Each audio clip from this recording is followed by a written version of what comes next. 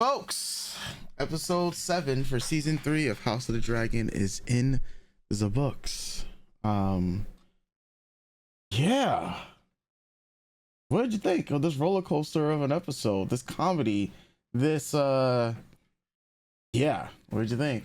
Just go bit by bit. We'll go bit by bit together. Yeah. It's Well, easier the it's easier comedy, that way. yeah. Yeah. Well, the comedy was great. Good, like the best part of the whole episode was the unintentional comedy that is the House of Dragon. Yeah. And I really I do feel it truly is unintentional, right? Hmm. I felt that way since the first season. That these things just happen naturally, as is with life, right? That you say things or pull a face in a tense situation, and it's just so funny. And I personally think like all the actors of this show just really sell it. Like Masaria's face at the council table, um, Allison's whole face at the dinner table. Legitimately, she this, was. this dude getting murked in front of her. She's just like the fuck. Yeah, Like even she's yeah. even the situation with Helena and Rhaenyra, it's just so funny. Like not, but it is. Hmm. Yeah. Truly, if the Bear can get nominated for a comedy show for award season, I think we got to stop putting House of Dragon in drama. It's not winning. Put it in comedy. I think it will sweep. I mean, maybe not this year because Hacks is up this year and Hacks just finished. You'd love Hacks, by the way.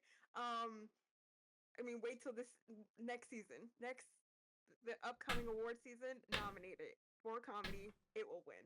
Um, yeah, it's also like I said, just the unintentional humor of life and all its glory and sadness and heartbreak. Um, I've been in positions where you know I've talked to people and it's kind of like the advice you give and they don't really take it, Hmm. and the chickens are coming to roost and what have you, and you just go like you kind of fourth wall break and look at the camera that's not existent, which I felt a lot of that was happening too. A lot of the shock where you just go, oh, well, the sarcastic shock of, well, surprise, surprise, look what happened, right? Um, yeah. The whole Rhaenyra and Helena thing at the beginning too. Like I said, it's very tense, but it's also, even though they didn't really grow up together and they've been apart for so long, it's so funny how sometimes in life you could just reconnect with family in some crazy way, and family dynamics are super apparent, even tense family dynamics. Like like Rhaenyra trying, like waking her up out of nowhere, right? Like you have siblings, you have brothers and a sister. I have a brother and a sister, and the amount of times where no one has shooken me awake, but instead just stands over me and says my name, and then you wake up to a face, like Yeah. just like the fuck. That's funny. Like that's funny. That's very siblings. Um, Also, when you're just like in trouble with your parent and you're trying to get info out of your younger sibling, or whatever, you're trying to be patient with them, and your patience is just slowly cracking and dwindling Dwindling until the slowly. final, yeah, Yeah. until the final of just like you shake them. You're just like, just fucking either stop crying or tell me what happened, or just whatever. Like, it's so it's so funny. It's so funny. Yeah, that whole interaction. It is it's stressful to watch, and I'm not mad at Rhaenyra losing her patience. It's just the thing of with Helena. I mean, um, it's just that thing of she's already not sleeping. She's super stressed out. She just thinks she's found her meal ticket, and in this warped idealism of her being chosen by the gods, right, as the savior of the realm and what have you. That's the direction that they're going with. Like like Alicent, uh, held her religion to such a high regard with Hmm. the Sept and the Seven and what have you, and for Rhaenyra to mirrored that with old gods and dragons and divinity, right? So again, they're trying to. The show really wants the mirror image of Rhaenyra and Alicent in your face the entire time, and this is one of those ways. So with how Alicent used that her religion as a shield and as a way to oppress others and make others feel less than, Rhaenyra is using it as a way to continue to propel herself and push herself to the detriment of self and the others around her, right? It's visions and all this stuff, and it's prophecy, and it's that you have to, for all, it's something that happens too when you've suffered so much. You have to give a reason for your suffering, Mm-hmm. otherwise it feels like, what was it all worth, or what was it all for? So that's also what this feels like, right? And I think honestly, when I think of Allison too, and the mirroring happening here, it also feels that way too with Allison's religion of, for the suffering and the pain that I for Allison, that my family has put me through, that I have put myself through, it's all worth it, because the eyes of the gods look upon me and shield me in my piety and my righteousness, right? For Rhaenyra, it's God gives their strongest soldiers the worst battles, or whatever it is.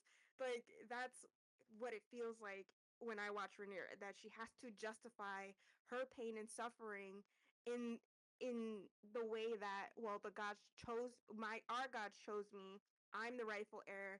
That's why I've suffered so much. That's why I've lost so much. There has to be a reason for me losing over and over, and to be traumatized over and over. And it's a coping mechanism. And Mm-hmm. in that copium, mixed with stress, mixed with Hopium. anxiety, it is. She really is high on copium. It's copium. Um, it's trauma. It's exhaustion.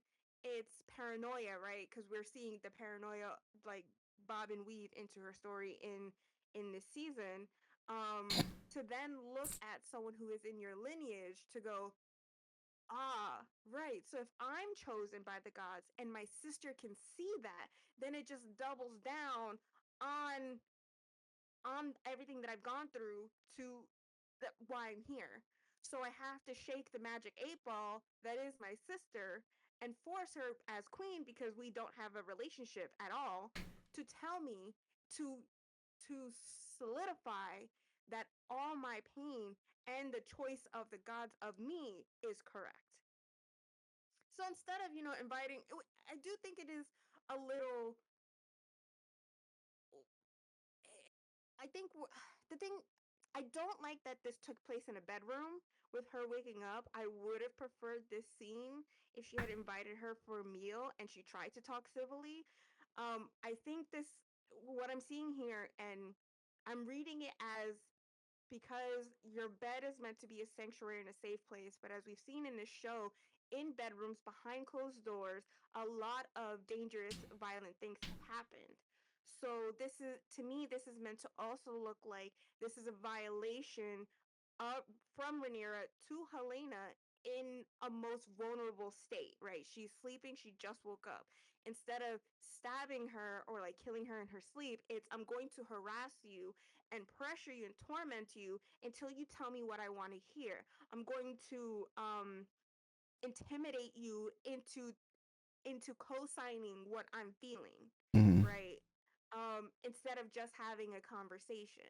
And it's hard to watch, and I don't want to I don't want to say that I definitely don't condone Rhaenyra's actions in this, right? Because it is super stressful, and if anyone woke me up and started shaking my ass, I'd be like, we'd be having a fight, like we'd be tussling like, in the room too. Um, it's just very interesting, the dynamics at play here, right? Because even as queen, Helena had power and chose not to use it, right? And also the people around her, including her mother, made sure that whatever queenly power she did have, that they wouldn't like support her in using it anyway, right? It's that whole thing too of having a dragon and then deciding you don't want to fly anymore. Like, girl, you have the power, you have to choose to use it. You are choosing not to. You are an active participant in your own story as well in the story of everyone else around you. Though, like your mother and like your sister, the men around you have made you feel smaller and not worthwhile. It's all about what you and Masaria, honestly, too, and the woman that Masaria is talking to in the throne. It's that whole thing of how much power can a woman have and how much is she willing to use against the men in her life in the world around her. She'd rather use it against the other women, right?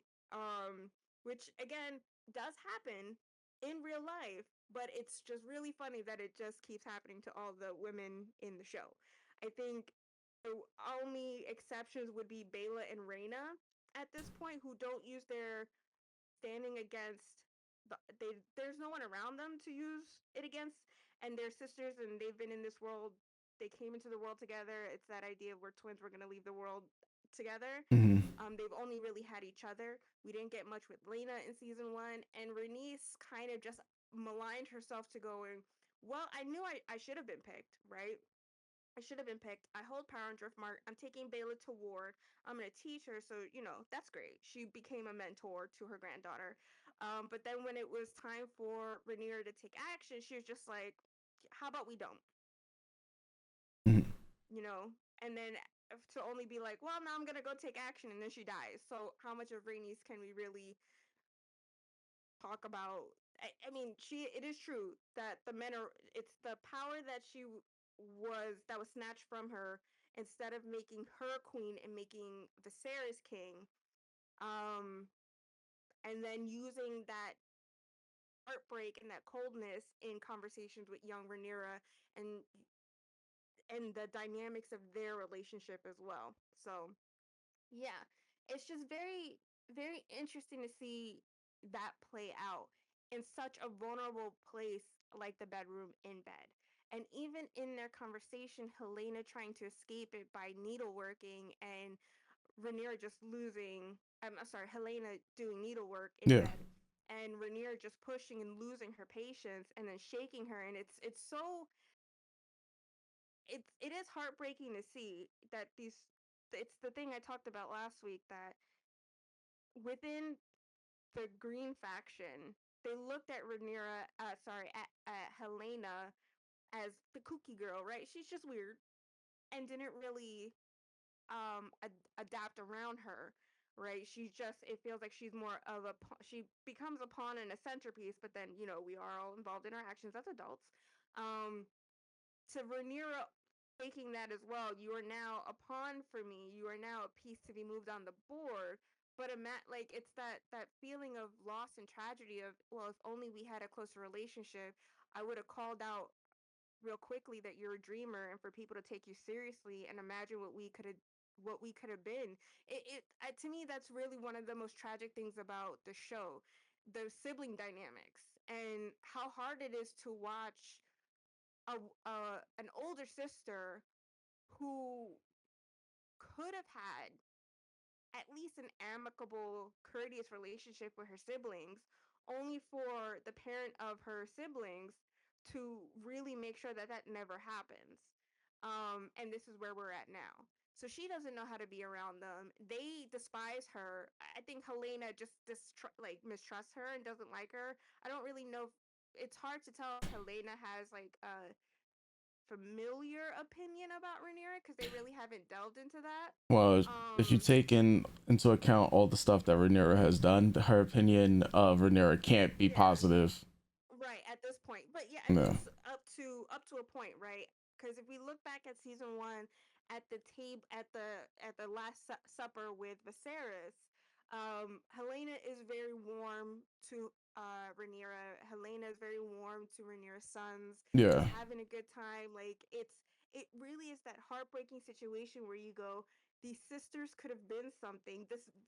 These brothers could have been something to this sister if their mother and grandfather, and even Viserys himself with his lack of parenting, hadn't abused this dynamic to all their advantages. Um, And then you see this, and as soon as like last week when Rhaenyra looks at Allison and goes, "She's a dreamer." Like, bro, if you would have just sent her to summer with us, I would have told you that, and it would have been fine, Mhm. right? She wouldn't. We wouldn't be here if you just sent my sister to me. If you just let me hang out with her.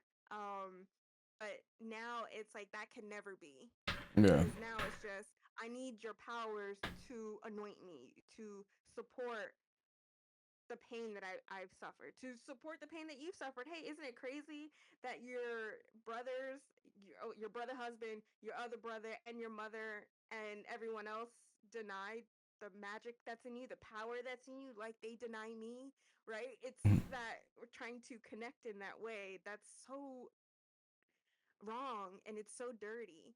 Um, yeah, so it's really hard to watch. Am I upset with Rhaenyra? A little, but I think It's the that's what the first show character wants. she's actually bullying Right. it with Yes. her Right. power as queen. Yes. Yeah. This is the start of it. And I again just got to double down that Helena, as an adult, can make her own decisions. She does play an active role in the situation that happened to Rhaenyra. Right. At some point, she could have made her own choices to do whatever the fuck she wanted, and decided not to kind of retreat within herself. Um, But for Rhaenyra to then lash out at her sister, who honestly she does view as with mistrust, they did try to escape. She came into King's Landing at the beginning of the season, going, "Yo, it's fine. I'll give my sister her space. You know, it is what it is. Then your mom got you into some hijinks, and this is where we're at. But now I'm losing my patience with everyone, and it's 6 o'clock in the morning, and I'm making you the vessel of my ire. So tell me what you know, or I'm gonna make it worse for you." And it's like, girl, direct that energy to somebody else. Like, it's not that Helena doesn't deserve some ire and some, a little bit of get back, but yeah, it's just like I said, place, time, situation. Couldn't even let the girl get up to pee, to rinse her mouth out. Rhaenyra sits. It's intimidation tactics. It's to loom over her, then to sit on the bed so she can escape. Right? She could throw her legs over the other side of the bed, but that's gonna take too long. So Rhaenyra could grab her anyway and pull her back. So then again, that's more physical violence, right? But yeah, it's to sit there for intimacy, intimidate, Intimidation. to use the intimacy of closeness in an intimidating manner. I know there's an easier way to say that, but that's where we're going. To getting close and to start slow and to make it feel like this is a comfortable conversation, though you feel the pressure in her voice and the exhaustion in her voice, to then get in really close and to grab her and to shake her. Um, and then, of course, that's only going to leave Helena disliking her even more, right? Um, yeah, it's not like there's a lot of choices in this show that I wouldn't have made. But I think for what the show is trying to go with is to continue to try to find ways to demonize Rhaenyra. Mhm. Again, try to it's like for us to look at her copium and go, well, girl, just, and I see this sentiment a lot. Well, girl, you shouldn't rule anyway because you're a girl and all this stuff happens to you because you keep pushing for it. So your trauma is your own fault. And it's just like, it's not. So like now we're at a point of, girl, you are an adult making these active decisions. So your anger towards or how you're expressing yourself and the things that you do and the way you interact with people is starting, these are active choices. Mhm. um, yeah, that's how I felt about that scene right Yeah. now. Yeah, I think her dreams and stuff, I'm still gotta figure out. But obviously, that dream there at the end is winter's coming. Blah blah blah. yeah, I think in regards to that part, for where the writing has been going, yeah, it's exactly as I'm expecting it to be. I don't think there's much more. I don't think there's another direction Rhaenyra can go in. At Um, this point, right? yeah, especially now that Given Sunfire is back, which means we're directly on the path of what is supposed to happen in the book and whatnot. Now it's just a matter of how powering and how bad is history going to reflect on Rhaenyra in her reign. and how much of a heel slash demon are we going to make her character. The first real shot of her like bullying somebody where she can just like, first it was her taking some pot shots, at the dinner table, feeding people rats and whatnot. That, those things are that's flexing a little bit. This here is the first real crack in, all right, I'm done. Like, I'm done with these games.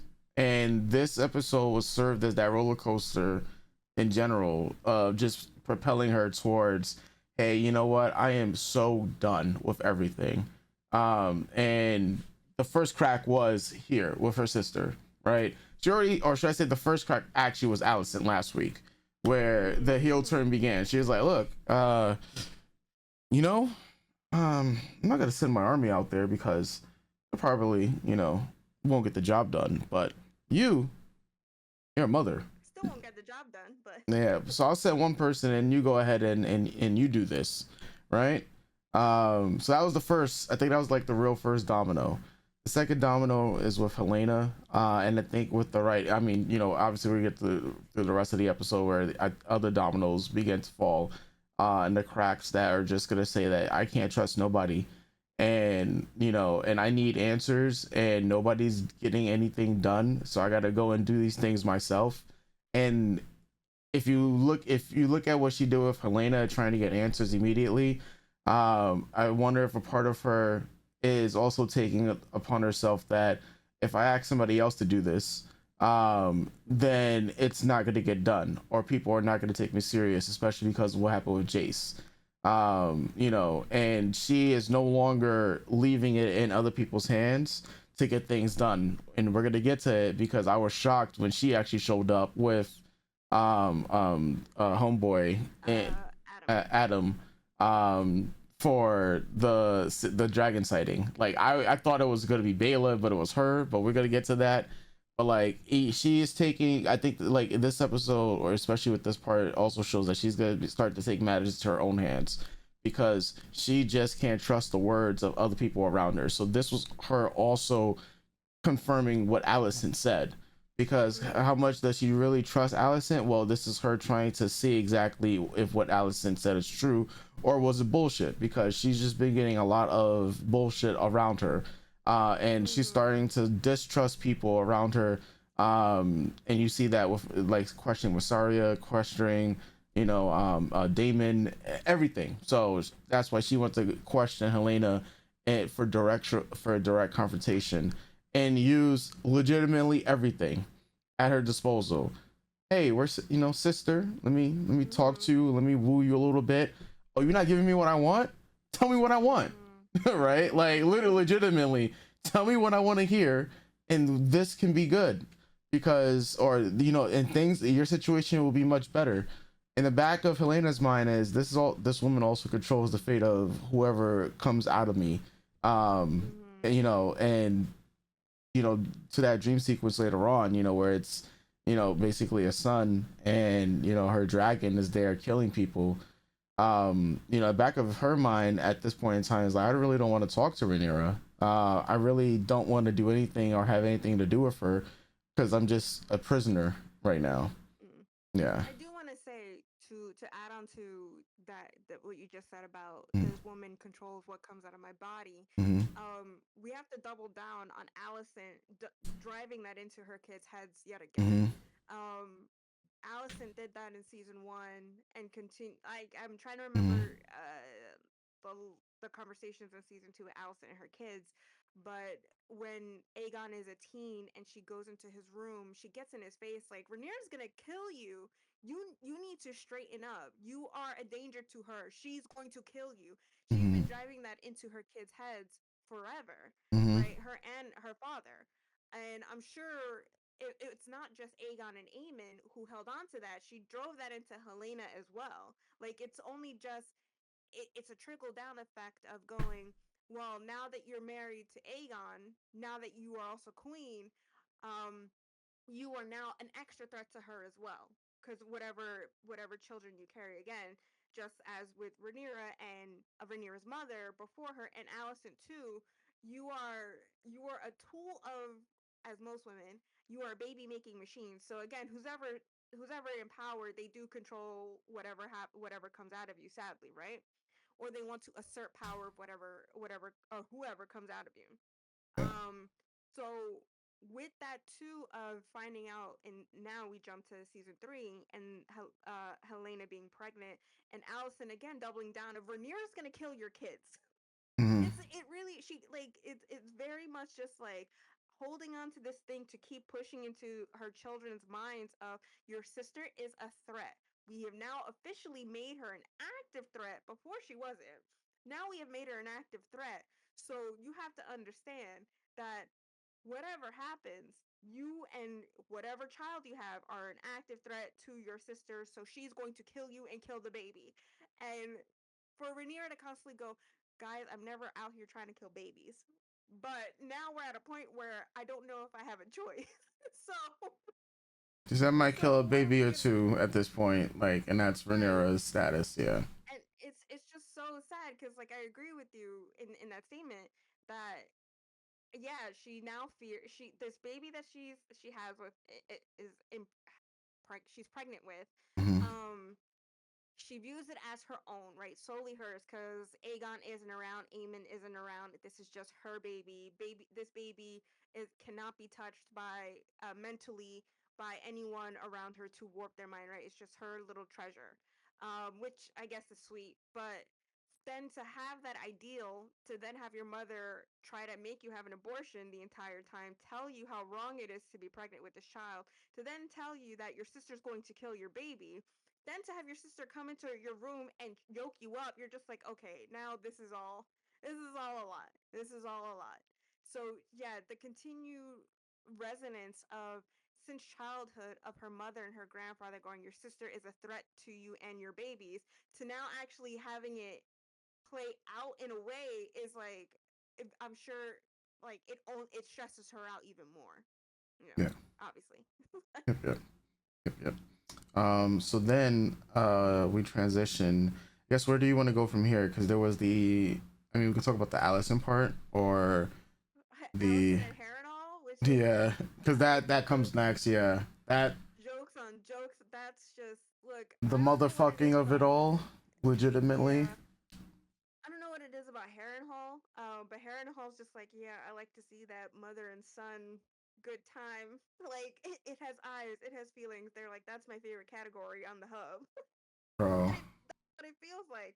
Because the And fact they that love mother son incest out here, bro. yeah, but it's like if Allison and Rhaenyra are supposed to be the mirror of each other, the show is telling you Daemon and Aemon are the mirror of each other.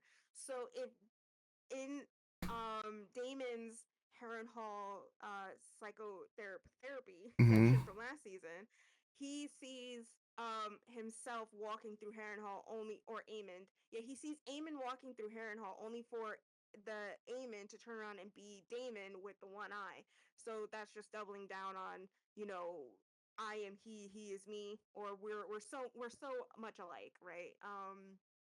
We're the second son, and we've gone through so what was us we've gone through so much, um to then also in Damon's vision quest that he sleeps with his mother. It's that mother, they have mother issues. It's the mother's affection, him saying now that my mother died young, as when I was really young. It's that I need a mother's love, and this, if only she was around, she would have chosen me over my uh ballless brother, and I could have been so much more if I had the love of my mother there, right? So with Eamon, as we've seen through his whole journey, he's looking for that affection with the woman that he sleeps with, which she's in this episode, in the brothel. The way he acts with Alicent in the first episode of the season, the way he acts with Alice in when he wakes up after getting shanked. Um, it's all, he has mommy issues, right? I need the love of my mother because okay, if my father and mother propelled me to the top instead of that no good Aegon, the things would be different. And if only mommy loved me.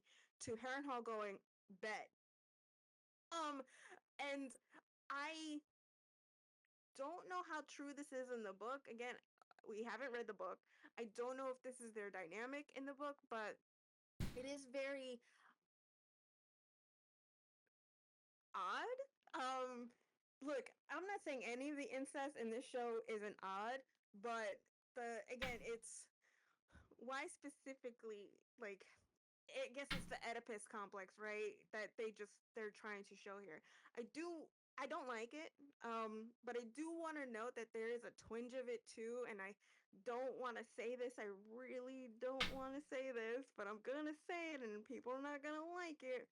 But I think there's a twinge of it too in the relationship with Rhaenyra and Massaria, that older woman affection, that comfort that you seek in someone who is there and propping you up, right? Something that you're looking for. You lost your mother young as well, your mother who you love dearly. Another woman who had your back, and all the other women in your life, from her death on, don't seem to have, except for this woman here. It's all very interesting, but when we get to that scene, I'll break down my thought process a little bit more. But yeah, I think it's like I don't in that scene with Eamon and fake Allison, right? I don't know if that's Harrenhal making him hallucinate her or if it's Alice putting on a glamour. Because once Eamon realizes, it seems like Alice didn't know either. Like she wasn't aware of what he was seeing. Hmm. But for what how it played out, it can also be viewed as I'm glamoring, but it's all I need you to tell me what you saw. I cast a spell on us, but I'm with no intention of a specific form I want to take. It's just a spell uh Like to quiet aphrodisiac your at this mind. point. Yeah, right. And it's all up to the recipient of said spell, and I need to know who you saw, right? But considering that Eamon is crashing out already and feeling so weak, and that whole confession he did to Alice, I think it was last episode, if only mother loved me, he's not fully ready to accept those feelings he has for Allison, right? Especially Um, Allison say, "I'm going to give you a son." Like yeah, there are yeah. so many words and lines that were said that when this man like he jumped out when he saw Alice. Mhm. That means he was full on Allison.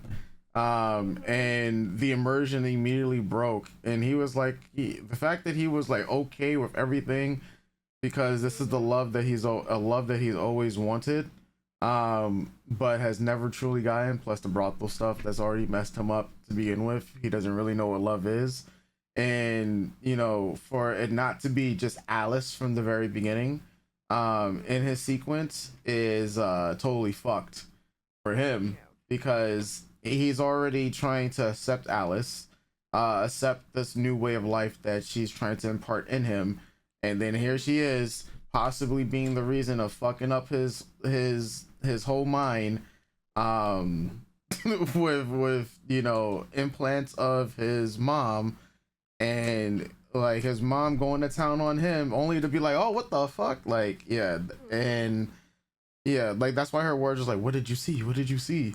Like, Yeah. we know you did something. It's Yeah. yeah. At that point, it's like, what did you do for for him to be like, "What did you see?" That's not the response of somebody who was just in the groove and whatnot. Like she was like, it would be like, "What happened? What's wrong?" Mhm. But no, Yeah. it's what did you Okay. see? You're right. You're right. You're right. Yeah. Yeah. And then, like I said, how did Alice and Harrenhal know what outfit Allison was gonna turn up in? Yes. Yes. If you want to talk about Magic 8 Ball status, I think Rhaenyra needs to leave Helena alone and just go to Harrenhal and have her own Yeah, I her own mean, she experience. literally could have just been there with her dragon. I mean, that's Yeah. funny because she's been She handling a did. lot of She was, things. yeah. I mean, Yeah. she was there with her dragon before, so but she was only there for like a quick sec. When she went to go confront Damon in last season. But imagine if she had just stayed there, she would have gotten free therapy. Free Yeah. therapy at what cost, though? Really? Because at what cost to us at that point? But yeah, it is just very interesting that this is one of the themes that we are in fact doubling down on. It's very I do want to say I think it's all like a bulletin under the main theme of parents can fuck you up. Hmm.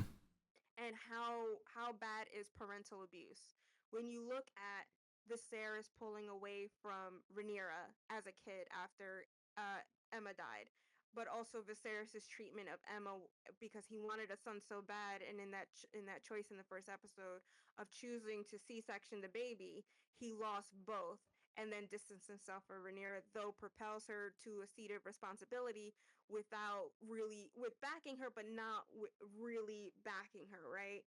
Um, and then with Otto and Allison, Otto using Allison as a tool to get in back with Viserys, to get his seat back, to make sure he has more power, as Daemon warned him that Otto would do anything to make sure that he is closest to who's ever at the top of the mountain if he himself cannot be at the top of the mountain.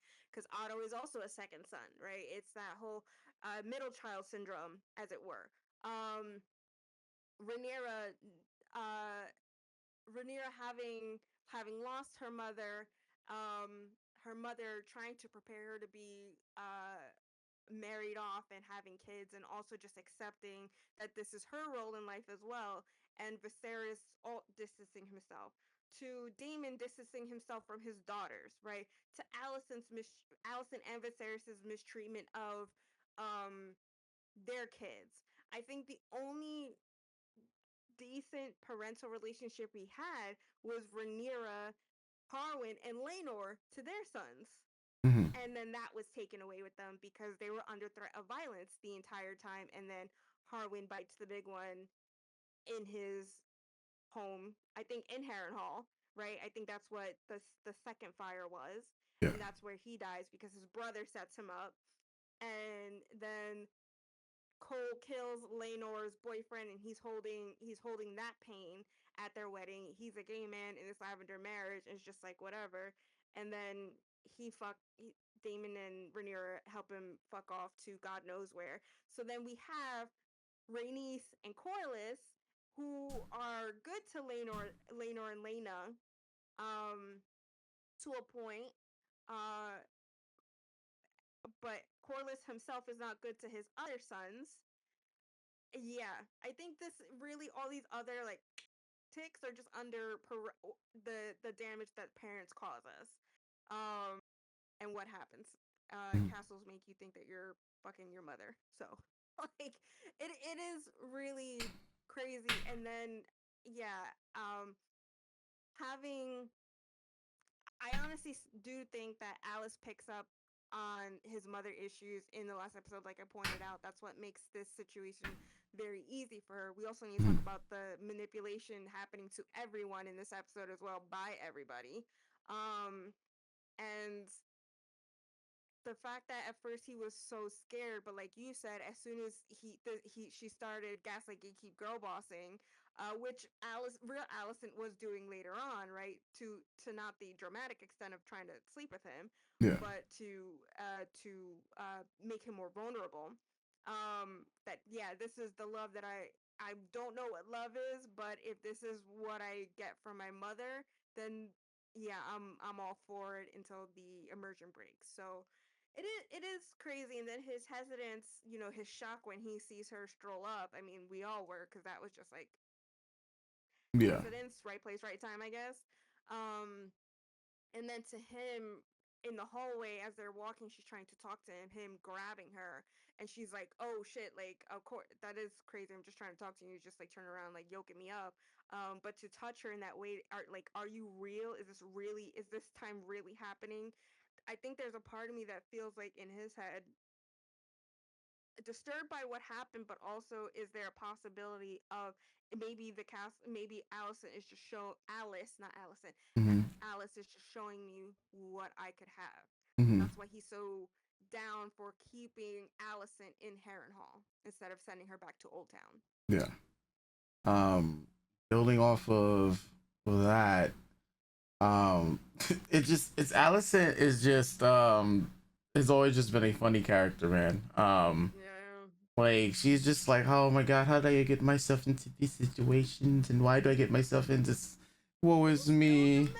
Yeah, like the fact that she just constantly gets herself into these situations. And the funny thing is, like, I was wondering if, when he does see her, would like he started asking the same questions, but well, that didn't really happen. But what did happen was somebody getting shanked in the Yeah. neck. Which again is so Funny. I don't I it's funny. It was truly funny, but like you said, it was super telegraphed and well expected. But I don't know what this show wants us to think about every soldier or knight who works under Rhaenyra who can't get the job done, who can't Incompetent. do anything. So truly, like Like, none of I know everyone's lived through a time of peace to an extent, but there have been fights. There was the fight at the Stepstones. There have been situations that have happened in Westeros since Viserys took the seat. After when Aegon had it, there have been scraps and shit. But why does it seem like the show really wants to show us that anyone who works under Rhaenyra can't do anything? yeah, and we put these people in the position to where it doesn't make sense for them to win. Like Right. there is no winning. Like there's like I can like for instance, let's say outside of Alice and outside of what's his name, Aemon, right? Aemond. There was another character that was alongside them, right?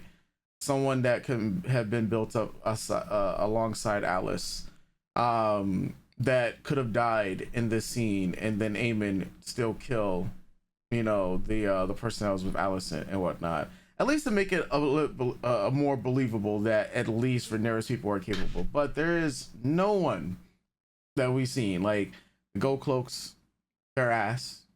Mm-hmm. They've been getting destroyed. The last what few episodes we've seen them. There's just nobody competent. Like these people, they can't do nothing, right? And that's pretty Yeah. much been since you would figure, hey, you did so well to get the crown, and now legitimately it's your whole rule has just been clowned, right? Like that's essentially what's been going on, and Yeah. when Eamon, like killed Homeboy, I mean, I was just like, yeah, like we were just talking about, like, it sucks that he's gonna die. Yeah.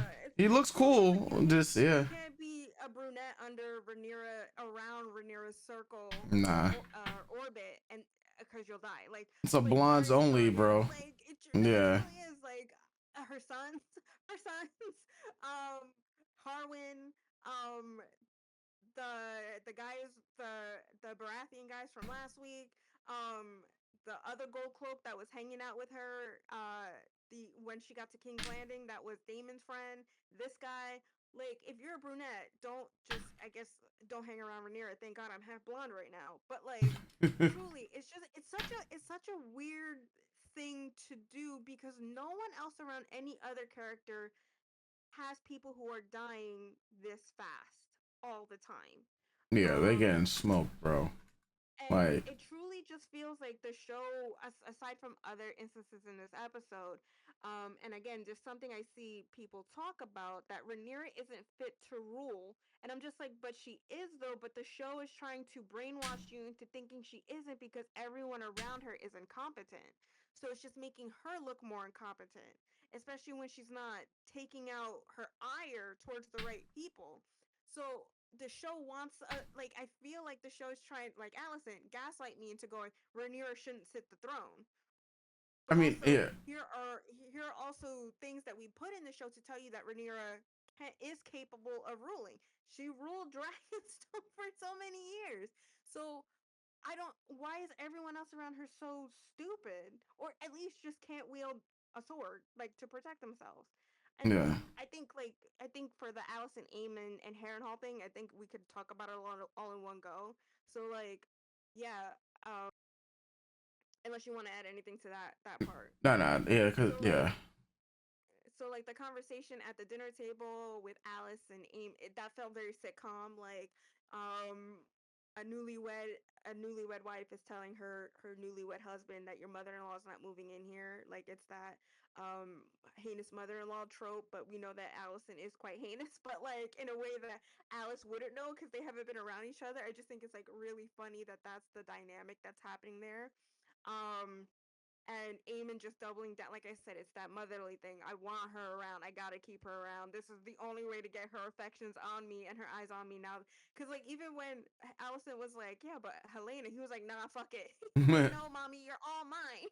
So like, but also trying to stand on his own 2 feet. Like I've picked this woman here. Like, girl, she picked you, but okay. Yeah. um, she too is manipulating you. But yeah, then that conversation that Alice and Eamon have, like that she's warning him, and then to prove that she was right. It's when again to show that the mirror is the mirror parallels are Damon and Eamon. When she goes, "You Targaryen men are all the same. You all just want to fuck your mothers, and you don't want to listen to the women around you." I.e., what happens with Damon and Rhaenyra and Masari and all that part. But like, yeah, just for I look. I think Rhaenyra sending Alicent to Harrenhal is silly and stupid. Only mostly because we had to be forced to. Well, I didn't watch it. Covered my eyes. Like it's just I didn't want to see it. Um, that I think it's silly only for it to end with Alicent poisoning Aemon, but not making sure that he's dead. So what was the point Hmm. of all that? What truly what at what cost was this interaction? And the cost is us. Like we have to be traumatized by this entire situation. But yeah, not to make sure that Aemon is dead, or to I know he's obviously a lot bigger than Ewan is bigger than Olivia, so even just the thought of Alicent like throwing him over, like unconscious over her shoulder to throw on the horse to get back to King's Landing is not a thing that would happen. But like to not drug him and then stab him, like if it's just all for you to get away to go back to King's Landing. What was the point in you leaving anyway? What was the point in any of this? Yeah, like I think Renault's decision more so was right. However, this is all of course right now her downfall, like that I've been projecting for weeks upon weeks. But this more so goes into line with how people are going to remember her rule, slash how viewers are looking at it. And Like, and me right yeah. now, like the more that the writing has been going for Rhaenyra, the more I'm just like, yeah, like what am I like? Everything else that's happened before Rhaenyra has gotten this crown doesn't is no longer matters at this point with the way that the writing is going, right? Like Mm. everything in the past, like none of it's is everything's been thrown out the window, because we're supposed to be assuming that once you have the Iron Throne, this is it. All your nothing else matters. Only what you do with on as you sit on this throne and sit on the seat that people are going to remember for years to come, and how people are going to remember your rule all across Westeros, right? So all it was supposed to be all of the experiences that led to this point and help you get to the mountaintop. It's supposed to help you keep it. But this is why people say it historically. It's easy to get to the top. It's hard to stay there. And this is possibly the greatest lesson that we're just seeing. But the decision for to send Allison, I was just like, all right, well, it's gonna be Allison and Helena. Well, she's not gonna send Helena after she was just told that Helena is a dreamer because she needs to get information out of Helena. She's not gonna send an army because yeah, that's right. It you would just give it another a chance for them to escape, and there's too many other things that could go bad. You already spread deep or spread thin with all the other things that's going on. So if you send Allison, which is legitimately one of the only other ideas, it's like, well, it's either Allison's going to betray you because she's not going to come back, right? Which will only prove to you that you can't trust Allison, but you believe that Allison won't betray you because you have Helena here, and Allison, you want to believe that Allison won't just be like, fuck my daughter, and I'll just fuck off, right? Like you'll get the job done, which she had overconfidence in her knights, but she's suspecting that, hey, I have the best knights in the world. This shouldn't be happening. We and he's Mm-hmm. like, there's no Vagar, right? So who else is there? Like you're the mother, you know. So why would things go wrong? But yeah, Allison is just that was that's what things went wrong when you put faith in Allison. Why are we putting faith in a Right. person that's done so much stuff to you and you guys have been like at each other's throats? And but that's the other thing, right? The whole thing of it, like where we just didn't like to begin with, where this whole buddy buddy thing that they were having going on, and for how fickle their relationship is, this was doomed to fail from the beginning, and it was just how badly it was going to fail. Well, the dude got knife to his throat, and then Allison tries to poison him after Eamon hears from Alice that, hey, yeah, your mom's, she's no good. You know, she's dark clouds around her. And you know, the fact is, Eamon, of course, he's just so gullible to a point when it comes to his mom. Um, and of course, it bit him in the butt again, multiple times. But now it's like, well, how many times are you gonna learn until it actually keeps on happening? It's And one of those things. now Yeah, I really hate my mother. I'm doubling down on the yeah, hatred of my mother. My mother never loved me. She just tried to kill me. But yeah. and then again, the thing is like just to have Allison be there, let's say for 48 hours at most. At At most, I most, think 48 yeah, hours. No more than that. At most, but I think it's 24. yeah. To show up to eat at his table, to be like I'm here, and then him offer her his protection, only for her to betray him because that's what Immediately, Allison does. yeah. Instead of like, and that's the thing, I'm very confused about the writing around this character specifically. Most times she has an opportunity to be, I understand that now you want us to believe that she cares about Helena so much, right, that Helena is her chance to save herself, right? But as we've seen, there is no escaping the Red Keep. There's no getting out of this situation at all, right? Doesn't matter what we, the audience, know for the future that Rhaenyra does die, right? It doesn't matter. What you as a person knows that your captor is giving you an opportunity of freedom, right? But you you hate your son so much that you don't even take him up on his offer of safe harbor, right? Or figure out a way to manipulate him to call to your cousin, Ormond, to, because he's got people in the streets of King's Landing murking gold cloaks. Just to strategize. There's no strategy going on here for a woman who was so conniving and vindictive in the first season. Now we're throwing pasta at the wall, hope it sticks, to know that it's done. But like, she doesn't take that offer and then poisons him to double betray him, right? Like I said, doesn't even make sure he's dead or that the poison worked. It's just a way to escape. But we know that she's gonna turn back up in King's Landing. Why do all that just to have her end up in the exact? Maybe that's morally one of the things that they want to. You do things and you just end up. You do all the wrong things. You end up back in square one. But this is a woman who has no guard now because he's dead. She can go anywhere.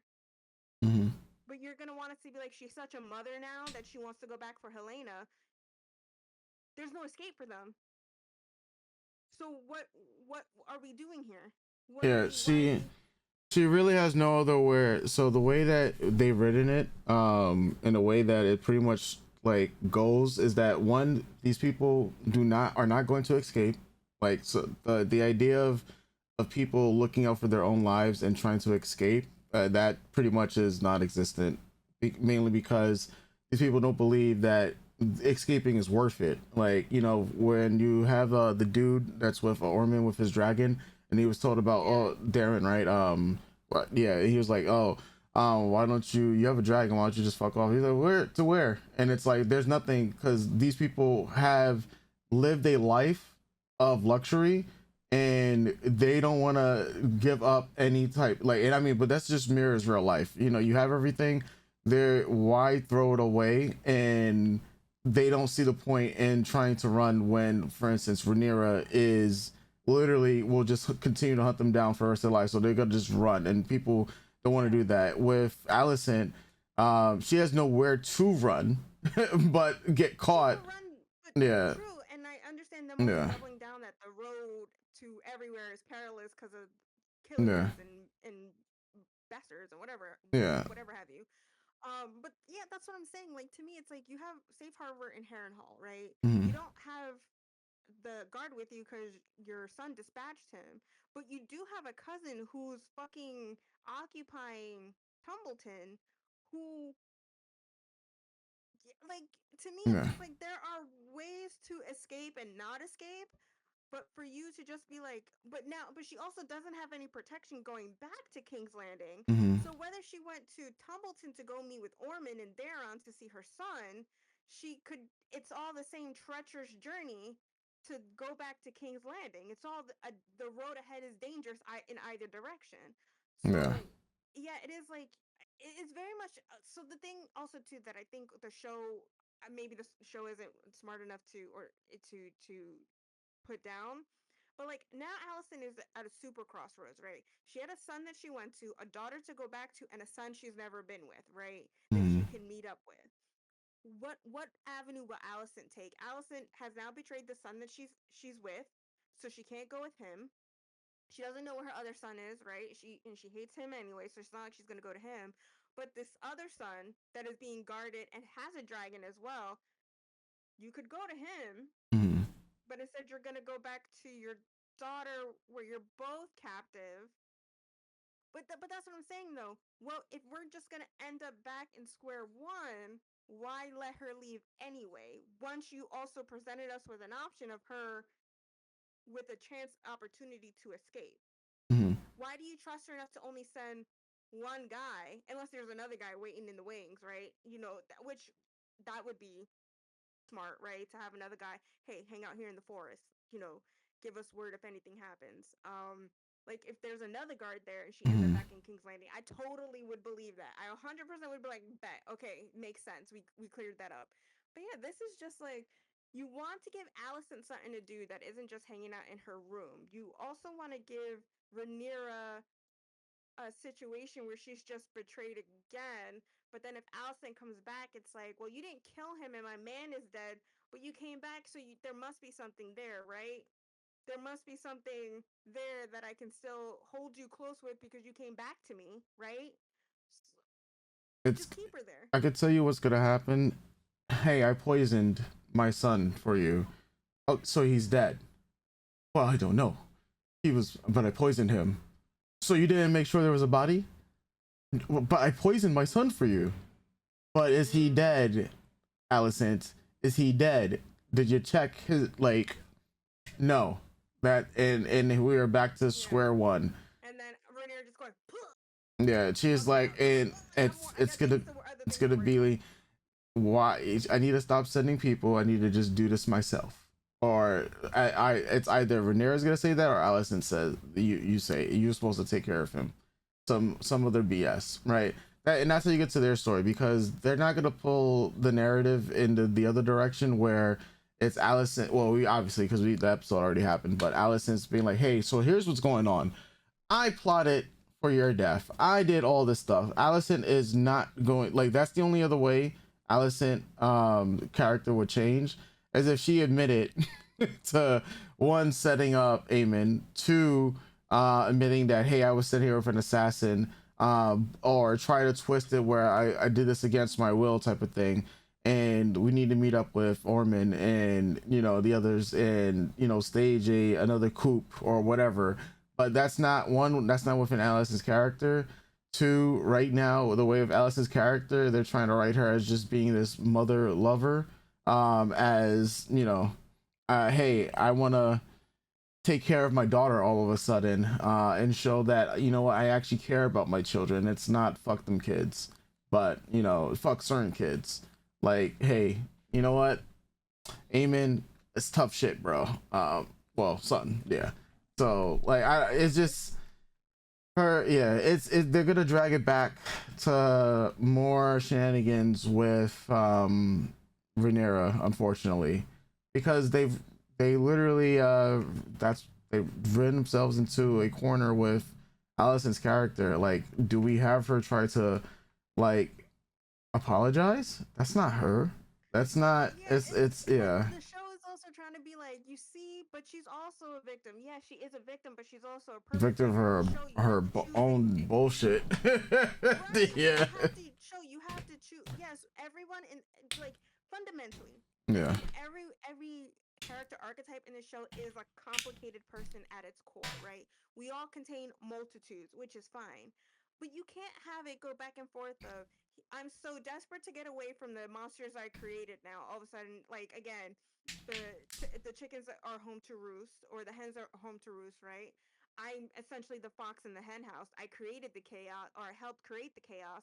Now I don't want to be a part of the chaos because I've had a change of heart for some reason.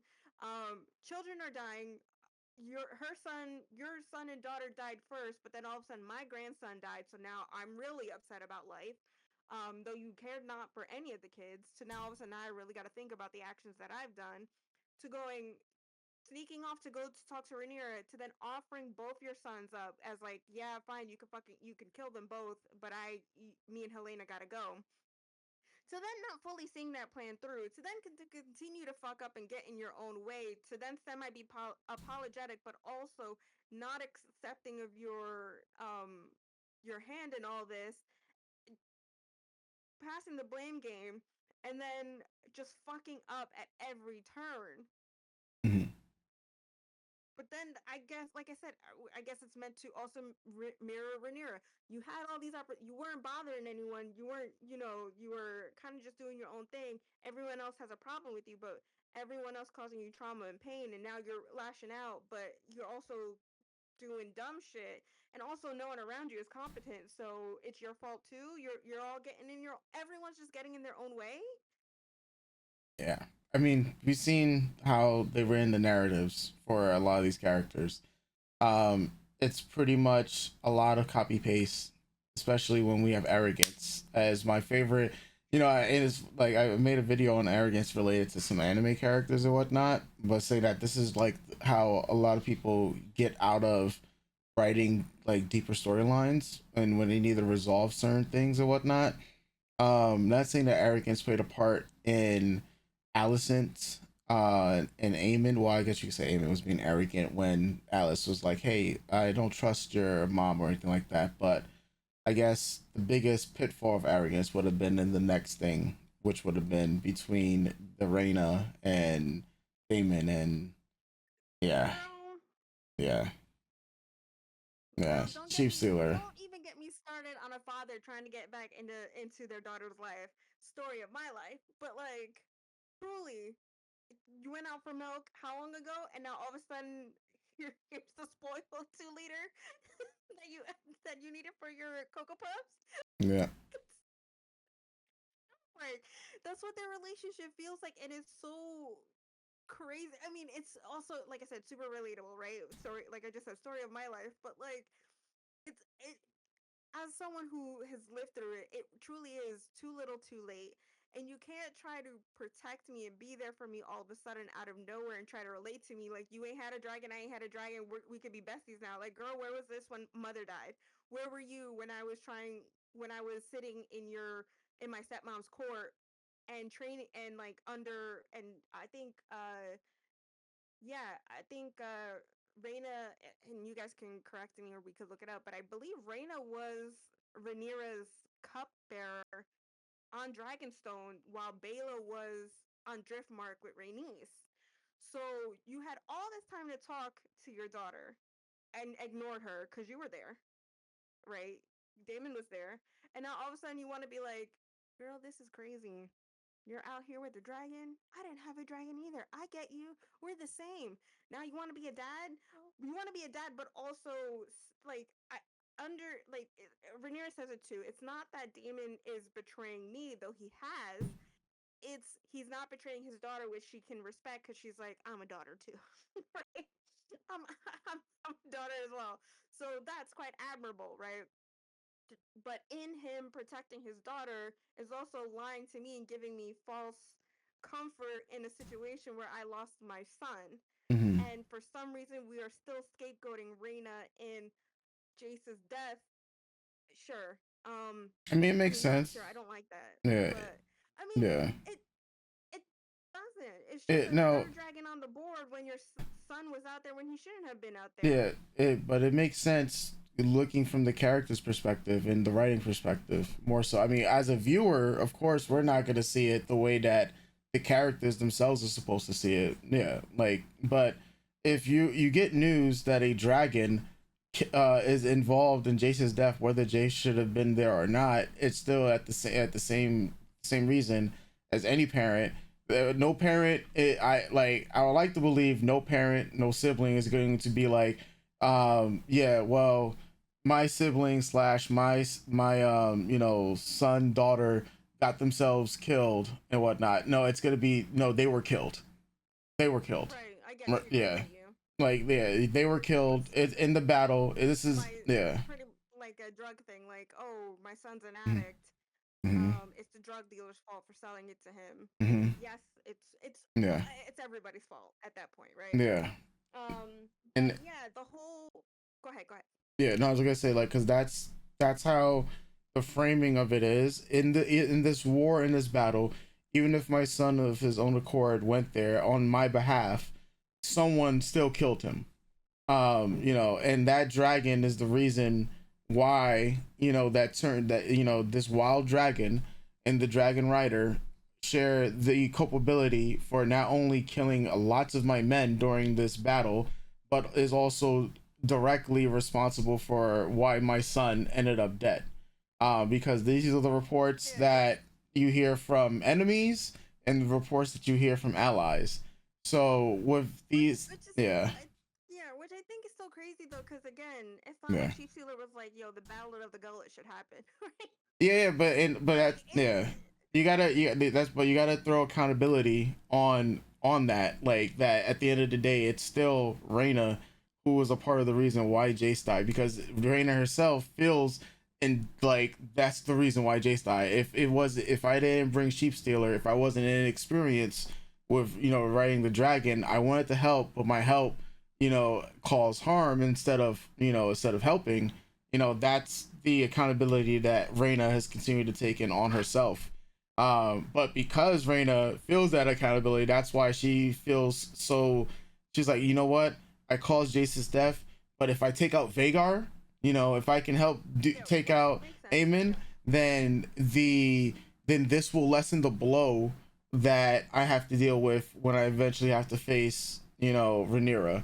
That's all that's been on her mind. And then I mean, even Aemon is like, all right, well, now that my daughter was involved in Damon, I keep saying these people. Now that Damon is like, yeah, now that my daughter was involved in killing Jace, more so like that's what they're gonna look at, because my daughter was dealing with this wild dragon, and now it's like, oh my god, this is going to be my fault. It's gonna look as being my fault for for this. So everyone's also the Reyna's the only one that was trying to take accountability by saying that if I didn't bring the dragon, because obviously it killed everybody. Sheep Stealer was out here just you're bomb, but like legitimately, like he's just Yeah, just he just like overstimulated. yeah, he was just there to have a good time, no matter at everybody's expense. And Raina's like, if she feels like terrible about it, but it's for her. She's been trying to take on that accountability. Everyone's telling her to run, and she was tired of running. And that's why she was like, hey, if I go after Vagar, then things would be lessened. But I think everybody was surprised when Rhaenyra showed up, and now we are in a massive pickle. Because even though Rhaenyra has all this anger and frustration at the person who killed Jace, how can she also judge Reyna, who is Daemon's daughter? And even with context, which context is missing, right? Like she has to still hear, like the fact that she's willing to hear out Reyna's side is a step of still being a benevolent queen. Because if you mean to tell me after all this time I've been lied to, and the person who like there's so much anger and frustration that she had, that she wanted to be the one to kill the person who killed her son. right? And now she finds out the person who killed her son is a relative, right? And Mm-hmm. and as close as what is it? Uncle, cousin. I don't know. With the for Oh, Reina to which one? Rhaenyra, Reina to Rhaenyra. Okay, That is, so yeah, Reina Terranera is that's her stepdaughter stepdaughter, right? slash Yeah, cousin, cousin, right? and Yeah, Damon is Rhaenyra's uncle husband, yeah, and Reina is Damon's daughter. So that would make Reina Rhaenyra's cousin. and step, Then yeah, Damon and Rhaenyra got married, so now that's her stepdaughter, and Reina is now a yeah, princess Reina Targaryen of the Westeros. yeah. I mean, Because not the West. You guys know yeah, what I mean. yeah, yeah. So yeah, now that this family mess with family tree out the way, are you gonna kill a stepdaughter? Are you gonna kill a cousin? But then again, people in family have already been killed for less. So it's one of those things for people to wag their fingers at Rhaenyra for if she does or doesn't. Damned if you do, damned if you don't.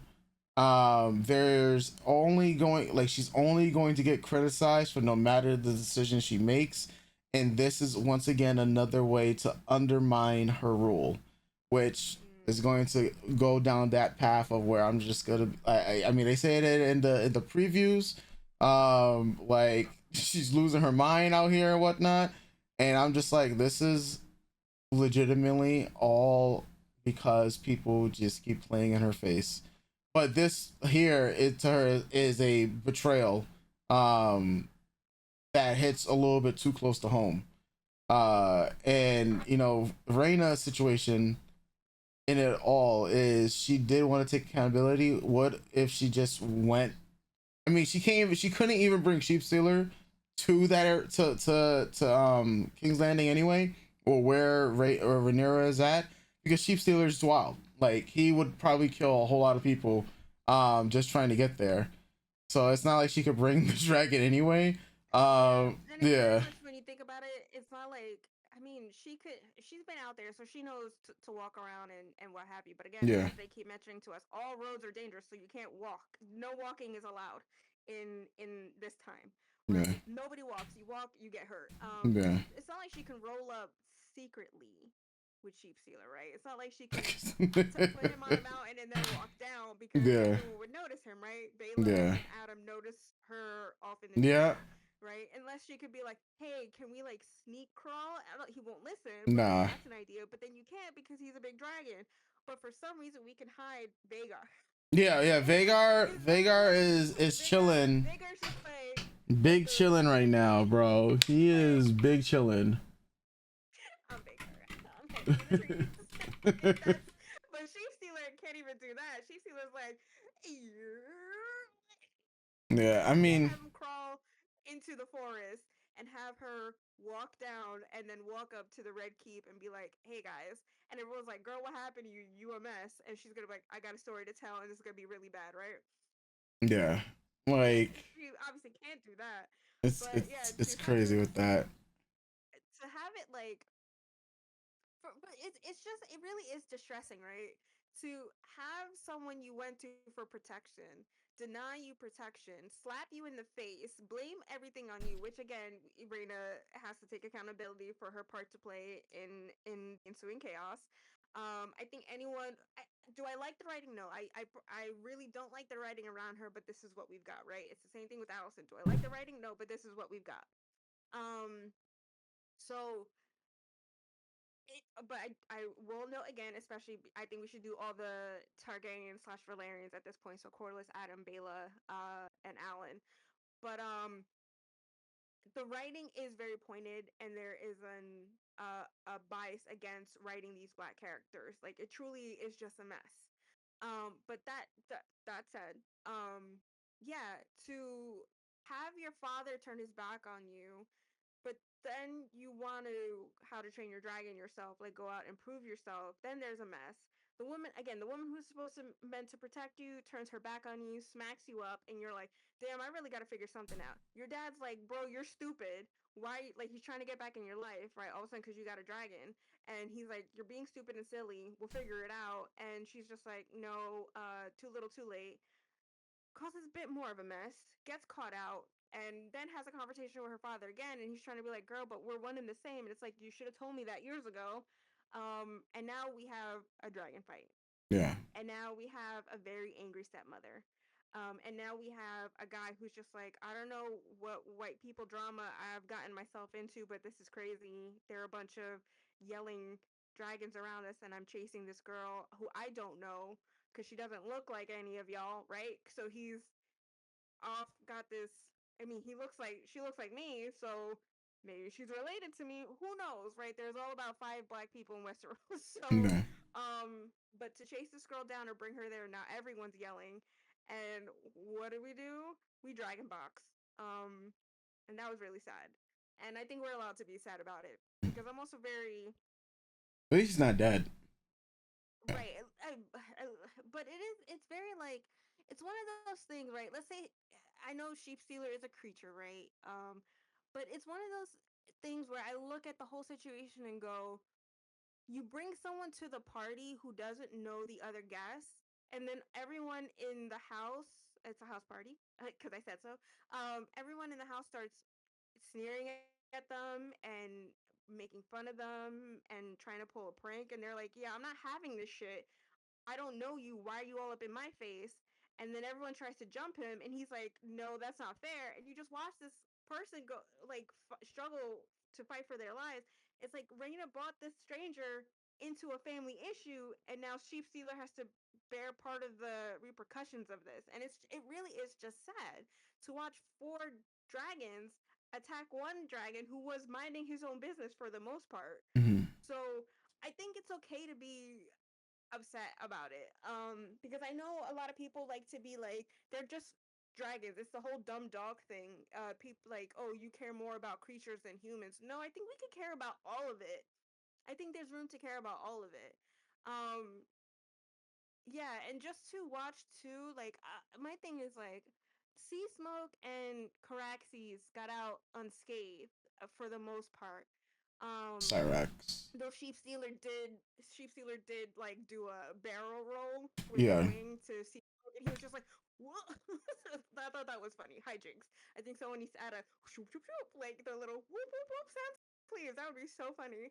But to Cyrax is not escaping this unscathed at all. Yeah, Cyrax So is again, yeah, that 3-on 1, they were not able to put this man down. right. Yeah. But is that meant to be a metaphor for Rhaenyra that these two beings who are not creatures of war have now been conscripted into this battle, right? Because Cyrax hasn't fought any battles. Rhaenyra hasn't fought any battles. So because of this thing for the throne, now they're both scarred by it. So in that then because she's unscathed, but the two guide dragons and the two male riders and well, Sheep Stealer is a boy, I think maybe. Mm-hmm. Um, I don't know. I'm trying to gender everyone correctly. um, but like yeah, to have a strange dragon get jumped, get yoked up, almost died, but then to have the only other dragon be Cyrax get hurt and is now traumatized and physically and mentally scarred by the situation, what does that mean for later? So, is that meant to also mirror Sunfire and Aegon? That the 4 of you cannot are 100% not escaping this situation unscathed. You are all scarred and deformed now because of the situation your families have put you in. It's really crazy. And again, I could be giving the show and the creatives too much credit. I could be Mm-hmm. crafting the story for them, but it really does say there has to be something said about the situation that happened. She gets her like she's physically like it's bad. It's bad, girl. So I mean, I know what happens to Cyrax down the line, and Mm-hmm. that's so in knowing what happens to her, I think this is the creative's roundabout way to go. Well, yeah, she was traumatized at one time, so that's why she's acting this way now. I think, like, I bet you that that's what's gonna happen. Mm-hmm. It makes total sense why this happened to her because of that one time that she fought sorry, not cannibal, that she fought sheep stealer and she's in Mm-hmm. pain, doesn't want anyone touching her. So, sad situation. I'm putting down $20 on that for next season. I truly am. $20 on that. We could return to this clip of me saying, and I'm just going, well, look at me. I guess I'm Helena the Dreamer now. Um, yeah, but that was just crazy. I will say I do think a lot of the budget went to the dragon fight and the Battle of the Gullet as Mm-hmm. opposed to costuming and wigs, which sure we all got to make a decision. Um, yeah, it's just it was really tough watching that unfold and just the dynamics as well, aside from the dragon dynamics and each one being fiercely protective of their riders, right? That they're all just like, all the dragons are just like, back up, fool, and he's just like, guys, you back up, this don't come to my house. And they're Mm-hmm. like, well, we're in your house, and he's just like, bro, back up.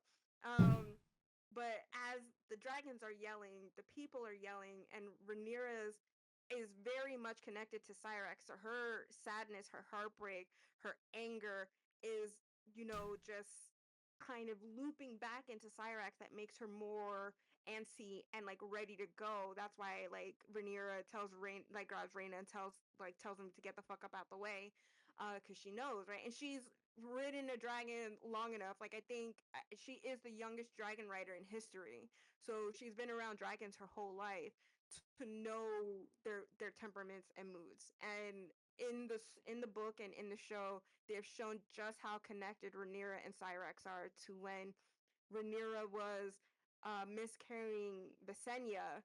Just the pain, like they edited it and Mm-hmm. integrated Cyrex going through the pain as well. So this happening and then Rhaenyra losing it, and towards Daemon and towards Rhaena, is very. I will give it to the editors and the director of this episode, because I thought that was so beautifully shot and edited, CGI'd, to watch Emma Darcy's face contort in pain and anger and astonishment, right? And the shock of it. To see Cyrax mirroring her in the background, mirroring Rhaenyra, is, I thought, truly, if we're not gonna nominate it for comedy, we have to nominate it for special effects, because I think that was just absolutely chef's kiss. Really, like, it was real twin action. Um, but yeah, to have the lead up in that conversation of Massaria like confronting her out in the open. And again, everyone just has to have these conversations in the open, and is really, really pissing me off now. Um, to have that in her head and already mistrust Damon from previous interactions, and then to go there and to be met with it all, or wait, did that no, Happened the conversation about Rhaena happened, but the after. conversation about Sheep Stealer happened before, and that's when she gets to Yeah. Adam, and then they're like, we gotta go deuces, and then they both meet up in the field. Yeah. Um, but yeah, to have the conversation with Reina and Damon, I think it's an interesting push and pull there of her really throwing it in his face that you should have been here, and he's like, well, I'm here now, and it's very much just like, that's not enough. To then go, oh shit, time's up. We both handled this situation wrong. There's no escaping it. To, you just have to get out of here, and she's just like, but my dragon.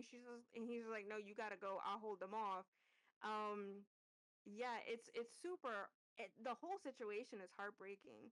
Even though I really don't like the relationship between Reina and Damon, it is hard to watch a father tell their daughter to run for their safety, because they know, because of who they are, lied to their wife, and then didn't do enough to protect their daughter, so now everybody's fucked.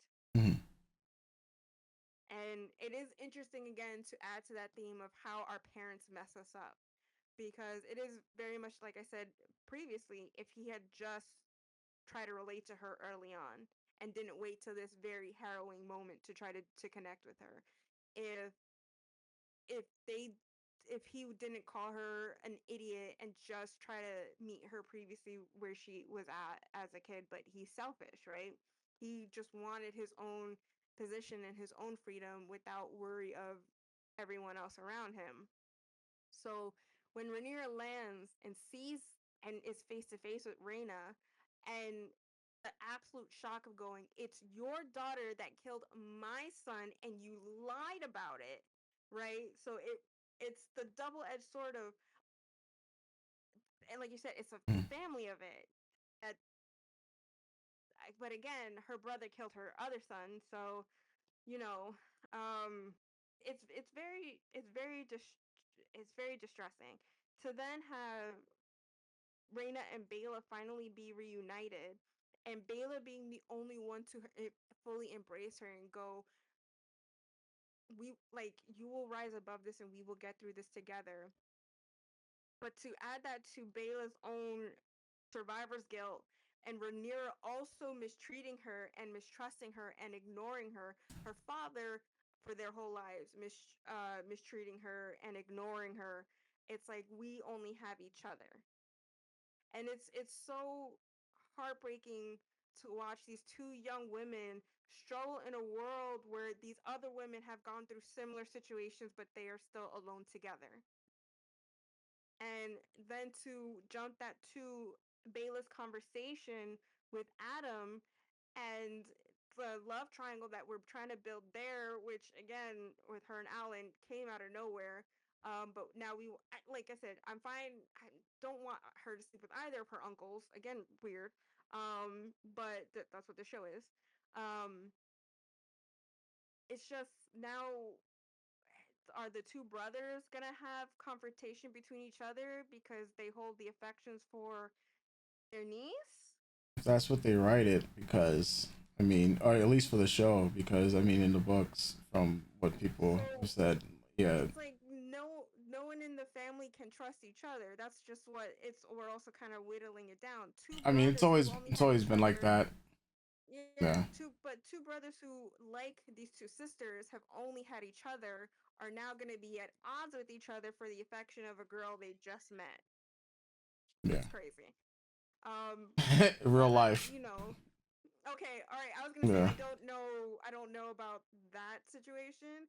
Um, my brother's gay, my sister's gay. I'm yeah, queer, but me and my sister don't have the same type, so I've never had to deal with yeah. that. I mean, Um, that's some Alabama shit, but okay, okay. Um, but I mean, overall, for the yeah, affections of a suitor, like I don't think that like our tastes in mm, individuals are so different, and who we attract and who we're attracted to are not the same. So I've yeah. never had that situation of Oh, going, I we know. both Yeah, like a girl. yeah. No, We I don't did. know. It just we've seen it. I've seen it played out in a lot of the murder Movies and mysteries. TV. Well, Yeah, not even yeah. murder, not even movies, like even in security cam footage, and murder, true crimes and whatnot. Yeah, it's Mm-hmm. yeah. Not that it's more common than you would believe it. It's just yeah, this stuff Yeah, happens. Yeah, yeah. But yeah, it is this whole situation just continues to honestly really sadden me. Um, that even as the episode goes on and every truth that gets revealed to Rhaenyra is just another slap, like another punch to the gut, is another, hey, the people around you cannot be trusted. It's to really double down on the paranoia of what she's going through. Of this, and again, to try to what it feels like for in the preview for the next episode, we have to hold on to that copium, right? We have to hold on to that copium of I am the chosen one. That's God gives their strongest to their strongest battles to its battles. strongest soldier. Yeah, Yeah, to its strongest soldier. So I am him or toughest she, battles to strongest and soldier. Yeah, yeah. So I have to take all this on the chin and really, you know, just accept it. But it's really hard to watch. I really have to state, I have to include Helena, Emissaria, Bela, and Reina in this feeling that I have of, you're trapped in this cycle even with the women around you, but you can't trust the women around you. I mean, Rhaenyra too, right? You can't trust the women around you. With Allison at this point, and now sadly, sorry, you can't trust the women around you. You only have to protect yourself or figure out a way to protect yourself. And to have it be these two young women keep getting the cold shoulder from their family. It's just you can break the family who could have the people around you could have chosen to break the cycle, and now instead we're all just doubling down on it. It's just really sad. And I don't mean that to say it's not sad that Jace is gone. It's not sad to see that Luke is gone. But, it is very heartbreaking, especially for two characters that we don't get much of in the first two seasons. And then when we get a lot more of them, it's nothing but pain and suffering. Um, and then we just have to double down on the fact that they are both young black girls, the only two black girls on this show, or in this story, and it's the optics around it are crazy. Um, and then we jump to Adam going to Bela about, hey, so can you talk to your stepmom about my dad's issue? And it truly is just like, why her going, why does it matter now? Why does it matter now? But also to attach to that thing I was talking about in the last episode, why are all the men going to Bela with their problems? Why is it up to Bela to comfort these men? Why? It's why? Why is it up to her? Um, I mean, I guess, but that also feels similar to every other female character in the show. It's up to all the female characters in the show to coddle and comfort the men around them. Nobody is different. There's truly no character arc that's different in the show at this point. No, because there's no Um, accountability in this series for any character, or no character wants to take accountability for any of their actions, and then you have every character whose downfall is their arrogance. That is the through line of House of Dragons for legitimately all but like two characters. It feels like mm. What two characters do you think? right now in terms of people who I would say Bela is one, and the people who actually accept Bela and Rain are pretty much the only two that really that are accepting accountability.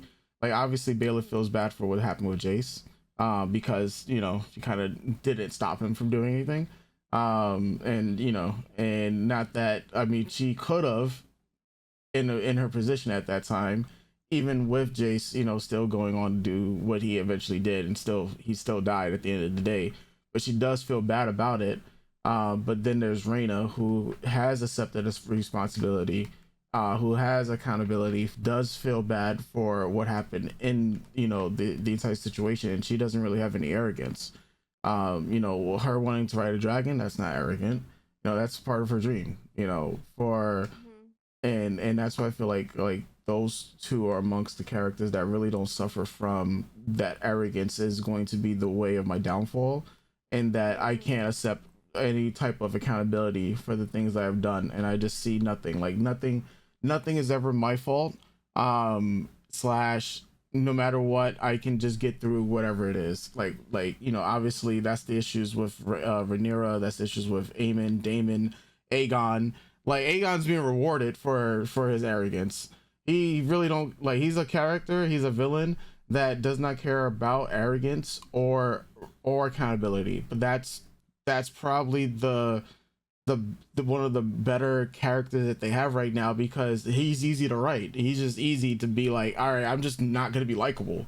What else do I really have to do but not be likable? Nobody likes me. All right, that's things, But at the end of the day, he's still going to go out on the. I think the more respectful for him, he's gonna go out on his sword. But he's been shown to be like a coward-like character. That's actual character development. But it's like the minute that for him with was the Sunfire coming back, he goes to like, oh, here's me, I have the biggest dick here now, and now I mm-hmm. Sunfire Dracarius, and I'm back on top of the world. But you know Okay, so hold on. I want to run right. that back real quick. I do wait. I want to run that back real quick because Sunfire, who is gold marked Yeah, and like noticeable, like he yeah, shines. Like that's my beautiful boy right there. yeah, Even with all his burn marks, the fact that he can get through the forest at night, yeah, right? But we can't have Sheep Stealer go through the forest, and he's more forest colors, so that yeah, Reina could go to the keep and be like, guys, I got a story to tell. Is okay. So my jokes about that before, yeah, we just went back around to bro. prove that it could have happened. It's Like, funny as hell yeah, because everybody else but Aegon, and that's part of his arrogance. Like I expect this man to have only arrogance, no accountability. How is he the only one that did not hear any movement? Everybody around him, right. including like Lannister here, Well, like he was probably yeah. had death in What? his ear. Well, that's Probably true. death on the burn side, but still, that was Yeah, like even they were bro. just like, what Everybody the else is looking noise? like they're all looking and moving back, and this man is here. He's just popping off. He's just like, Hmm. yo, I'm tired. Like, I'm the king, and I gotta save my whole government. Like he's freaking princess. Oh, we gotta finish that series too. Um, uh, Right. princess. Damn, we are. That just reminded me. Yeah. Um, yeah, Yeah, it's just wait, I gotta jump to Corlys and Ormond and yeah, Daron and Gwaine real quick.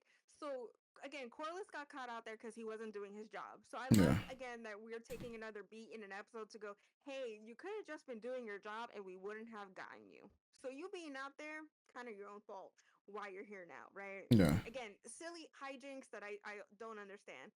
So I also do find it interesting that the only time he gets active about anything is when Ormond brings up Rhaenys. And it's just like, well, if you just listened to your wife previously, I don't know if we would have been here. If you were just doing your job, you wouldn't have been here. So it is just, yeah. And then Ormond sending Corlys's hand ring and finger to Alan specifically is like I said in that moment. Oh, so this he has to save his father for a third time, and what's gonna happen is there might even be conflict between Alan, who's been pretty chill with Rhaenyra, to be like, look, they got my dad, and for her to go. I mean, it looks like they're gonna finally confront him, and maybe this is what spurs it on. Mm. Um, but yeah, again, like to three times Alan has had to save this man from himself. So Yeah, we'll see. We'll see what they when will the sun catch a break? probably never. Yeah, I don't oh well yeah. I don't particularly like Corliss's story or the angle that we're going with. I don't like the narrative around that Rhaenyra's asking too much of everyone when it's just simply like it just feels like no one is like even from a wider perspective, doesn't look like anyone is doing their job or knows how to do their job properly. If we all just work together, I the things wouldn't be so difficult. But no, Everybody there's has to no have their agenda for yeah. why they're helping Rhaenyra. Every single person yeah, I only help Rhaenyra because I need to add a specialty name to my thing. And so it's for Darren and Gwaine to have that conversation and for him the whole Darren to be like, well, I don't agree with his methods and there's no point in me being here, but I don't want to be here.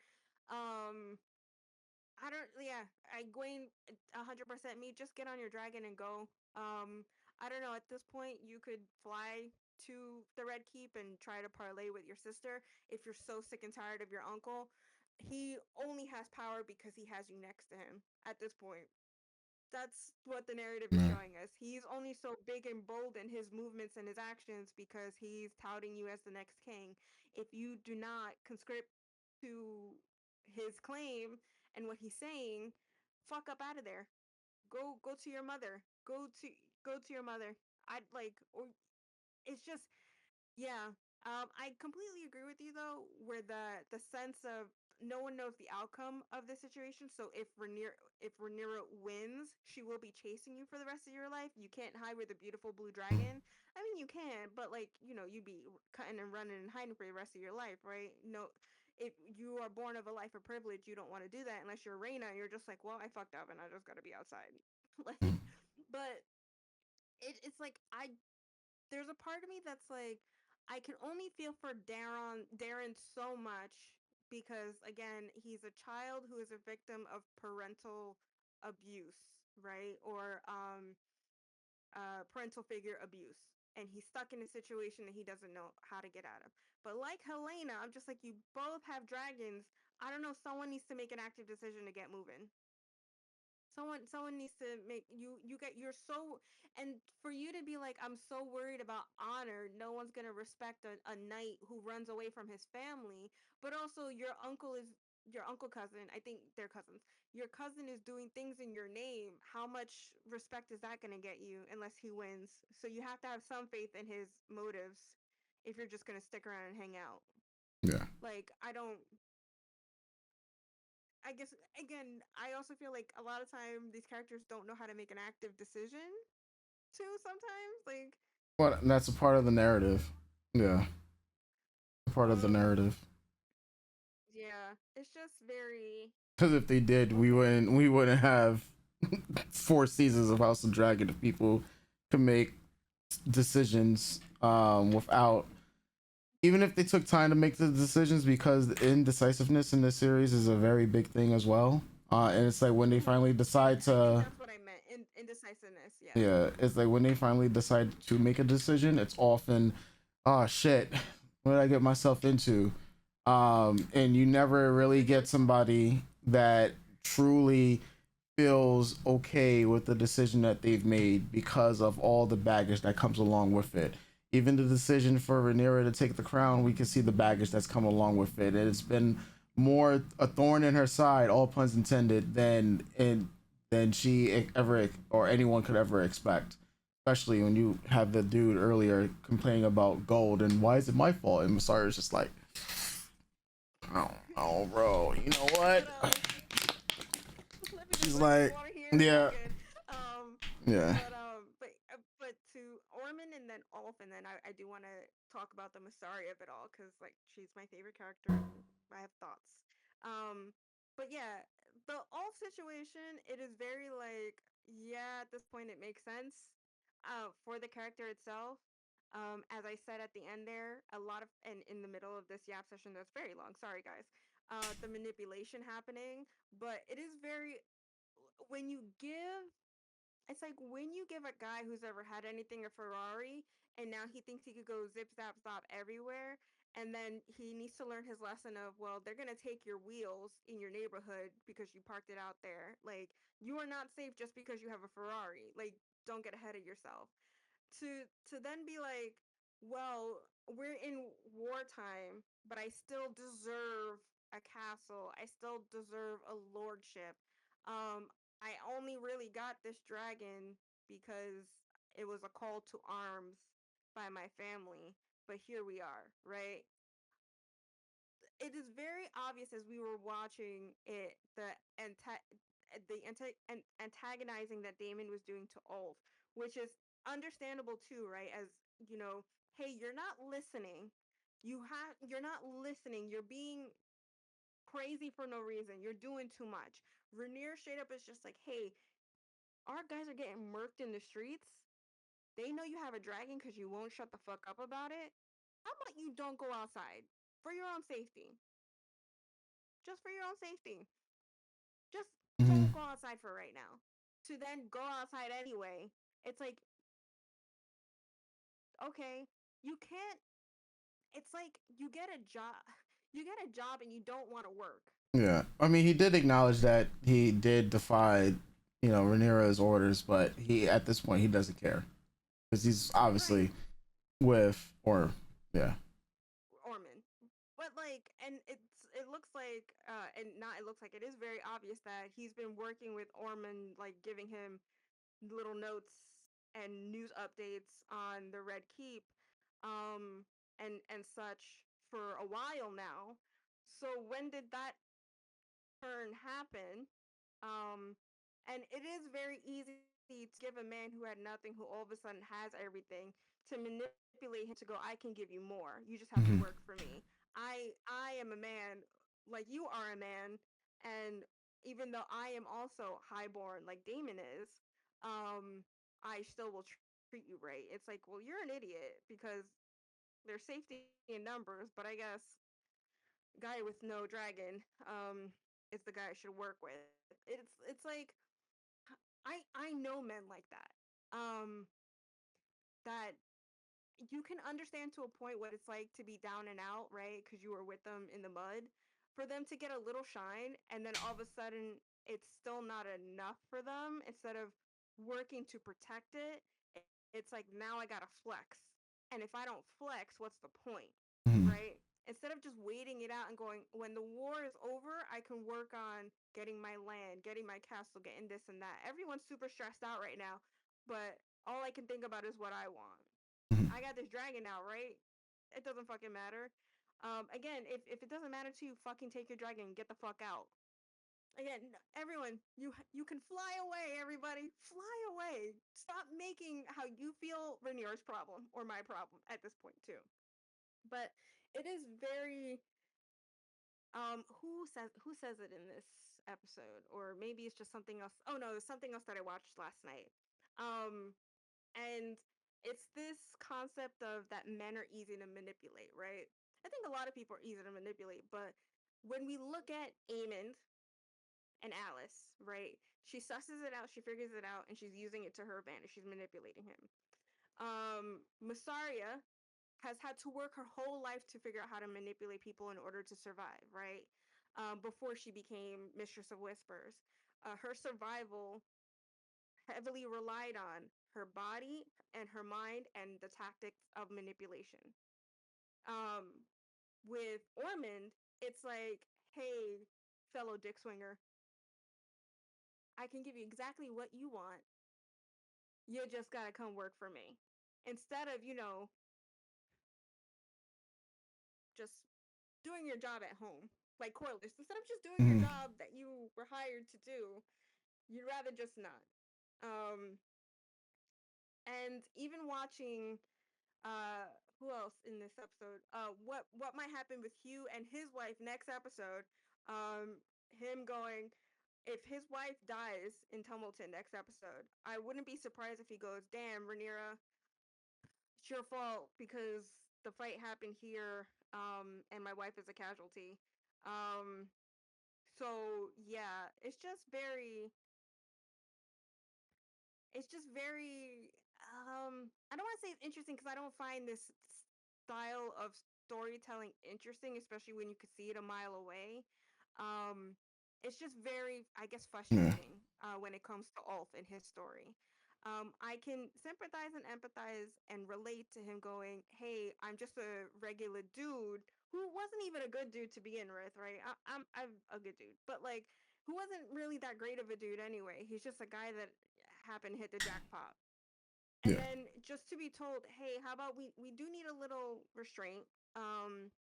But then to be told that and then to be met with sneers and to be talked down to, and to be treated as less than, even though you are now semi on par with, it's frustrating. But yeah, it's just okay, bro. Yeah. I don't know how you feel about him. I know he hasn't been your favorite I don't. this Yeah. season. It's yeah. I don't really fuck with dude. Period. I don't like the character.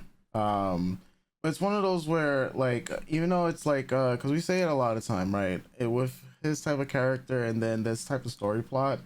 Like I don't necessarily think it's bad that we know where it's gonna go with him, or like can pretty much see where his end is going to be. It's more so like how they stick the landing with it. I think like because even if we could telegraph like where the story is gonna go, especially because of where the books might have him at, or I don't know. It's more so how they're going to make his end. I guess you could say appealing to watch more so at the end of the day, Mm-hmm. and he's just not been like it's like with this type of character. That's what it comes down to.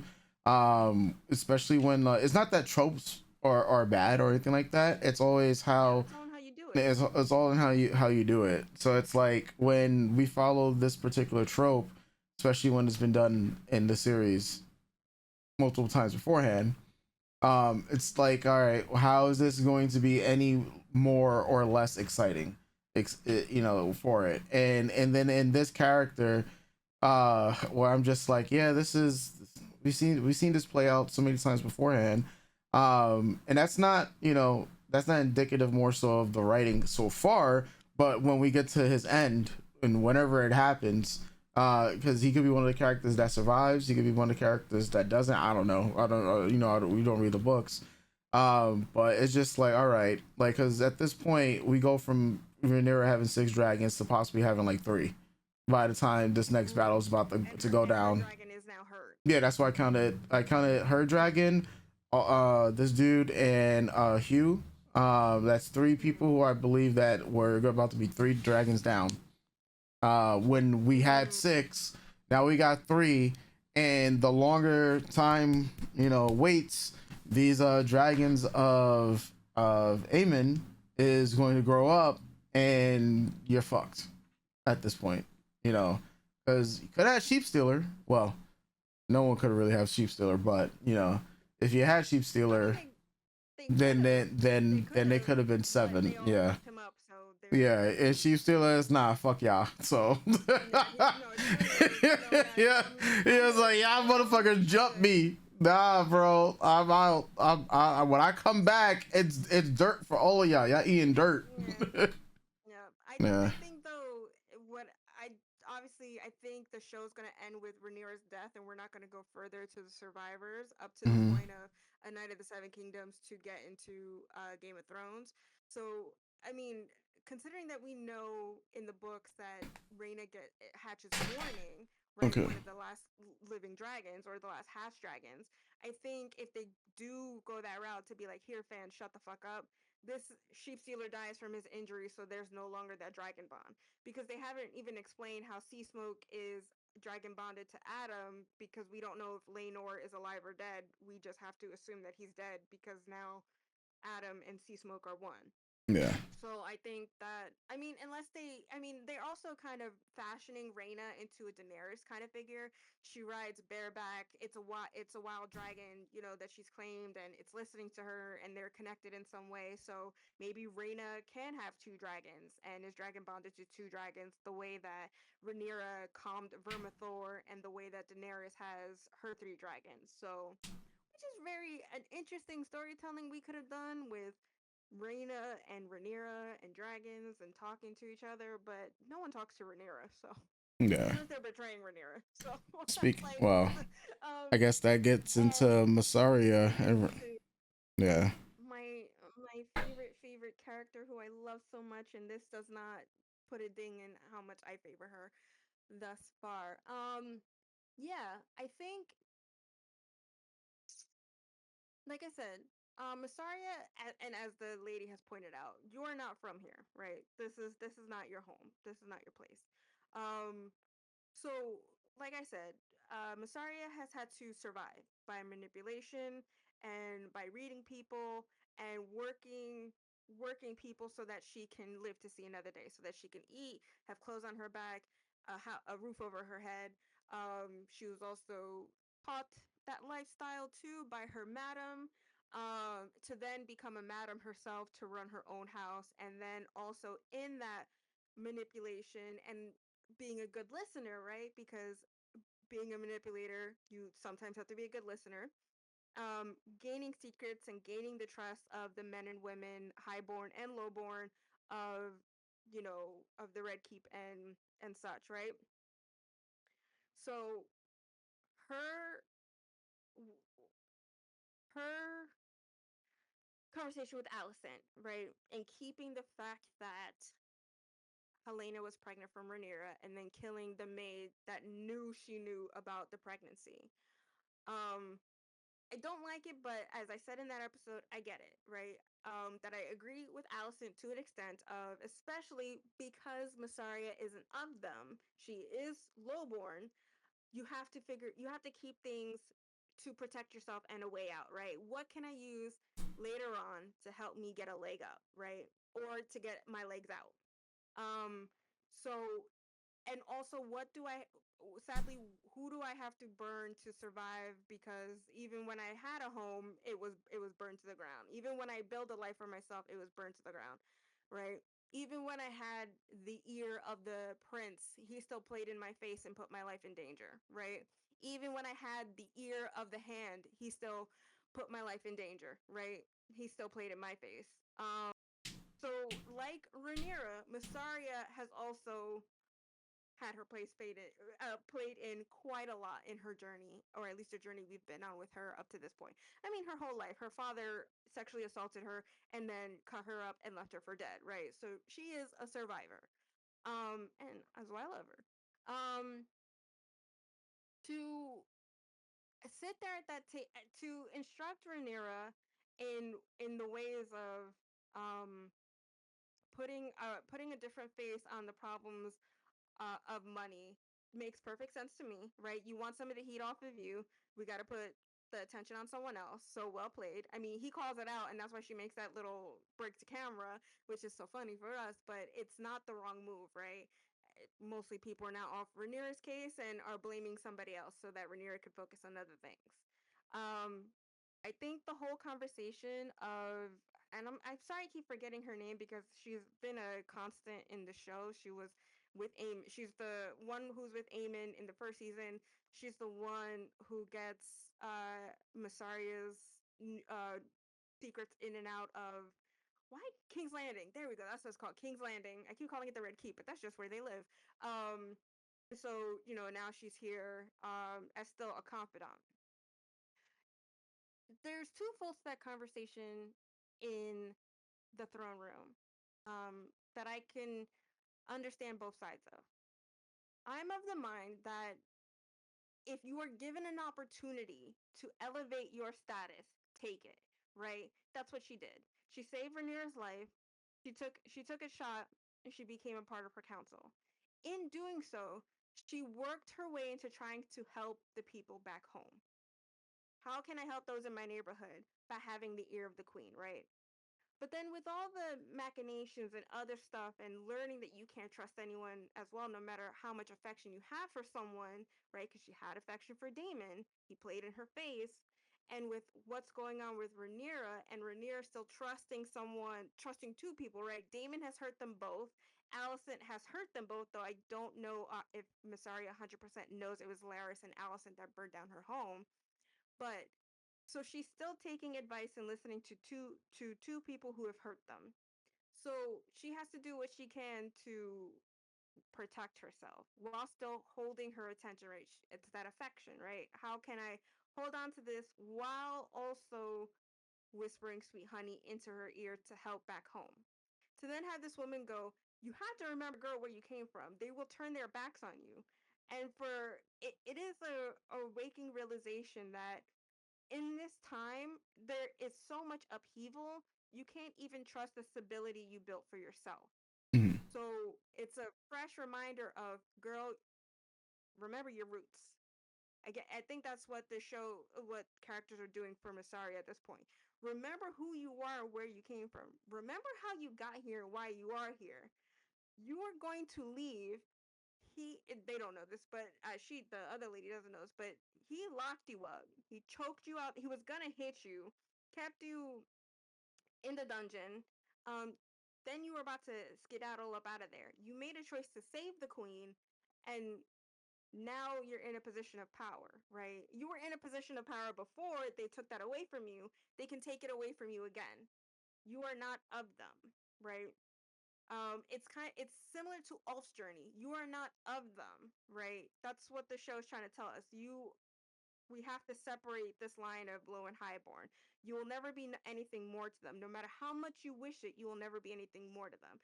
I do feel that that's a fear tactic. I do think if things, if given I don't think that Rhaenyra views Masari as just a whore, especially in how they've built their relationship. I know Damon does. Damon has made that very apparent that she's a snake, right? That she's only out for herself, right? And even though it's projection from Alicent and Damon on Massaria. Though they are two people out for themselves, they will never say that. But they will tell Massaria, hey, you're out for yourself. Fuck up out here. um, and to have Massaria push back on that, and it's tough, right? Because it's that thing of you want to believe you someone trusts you, right? Someone trusts you, but they don't trust you enough to listen to you when you tell them don't trust people who have betrayed you. I have not Mhm. betrayed you up to this point, until the baby thing. And at at the end of the day, though, you will never understand who I am, and how much of you can I fully understand. We are of two different worlds, right? Um, very Prince and the Pauper. Though they are twins and switcheroos. So having Masaria just usher her out is kind of like that thing of I don't want to listen to my conscience and the thing that's been scratching at the back of my head of going, I will be nothing more to her than a secret tryst, right? No, and even watching her on the throne, not last week for them, but last week for us, just kind of be very flippant about the the woes of the small folk, and it's just like, damn, I really thought I had you as a champion of the people, right? It's also very interesting to watch though that Masari is there and seeing everyone talking in her ear to not understand also the dynamics and the things that weigh on Rhaenyra. And it does feel like, again, just another person who is using Rhaenyra's position to get what they want without thinking about everything else Rhaenyra is going through. So Hmm. that's heartbreaking, right? But still doesn't make me like her any less. Um, but yeah, it's like, and as other people pointed out too, for all of Masaria's Mistress of Whispering, that she doesn't know about the things that are going on in King's Landing and Flea Bottom with the gold cloaks and the assassins and all that this is all just under that's going under her radar. And is this meant to show us this conversation in the throne room meant to show us that she's too distracted by her affection for Rhaenyra, as Allison also pointed out? You're too distracted by this pretty shiny thing that shines its light on you. Girl, get it together. So again, making Rhaenyra everyone's problem. But also when you like someone, you do tend to forget the other things around you. So it happens, and it's happened to me. And so when she's like, you just tell me what the problems are, and then I'll tell her, and we'll work it out. There is that part that I understand too. It's like, well, she's under a lot of stress. If I can just talk to her about the things that are most important, I'm sure I can get it done. Still having the utmost faith in her abilities to get the job done, right? To really turn Rhaenyra back to the eyes of the small folk and their problems.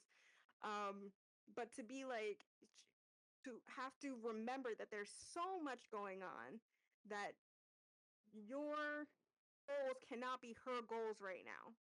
That there's too much on Rhaenyra's plate to have her mostly focus on what you want her to focus on. Again, which is her running into, not running, them in the, I'll call them hallways, in the hallways, and again, making another person making a spectacle of a Hmm. situation with Rhaenyra in front of everybody.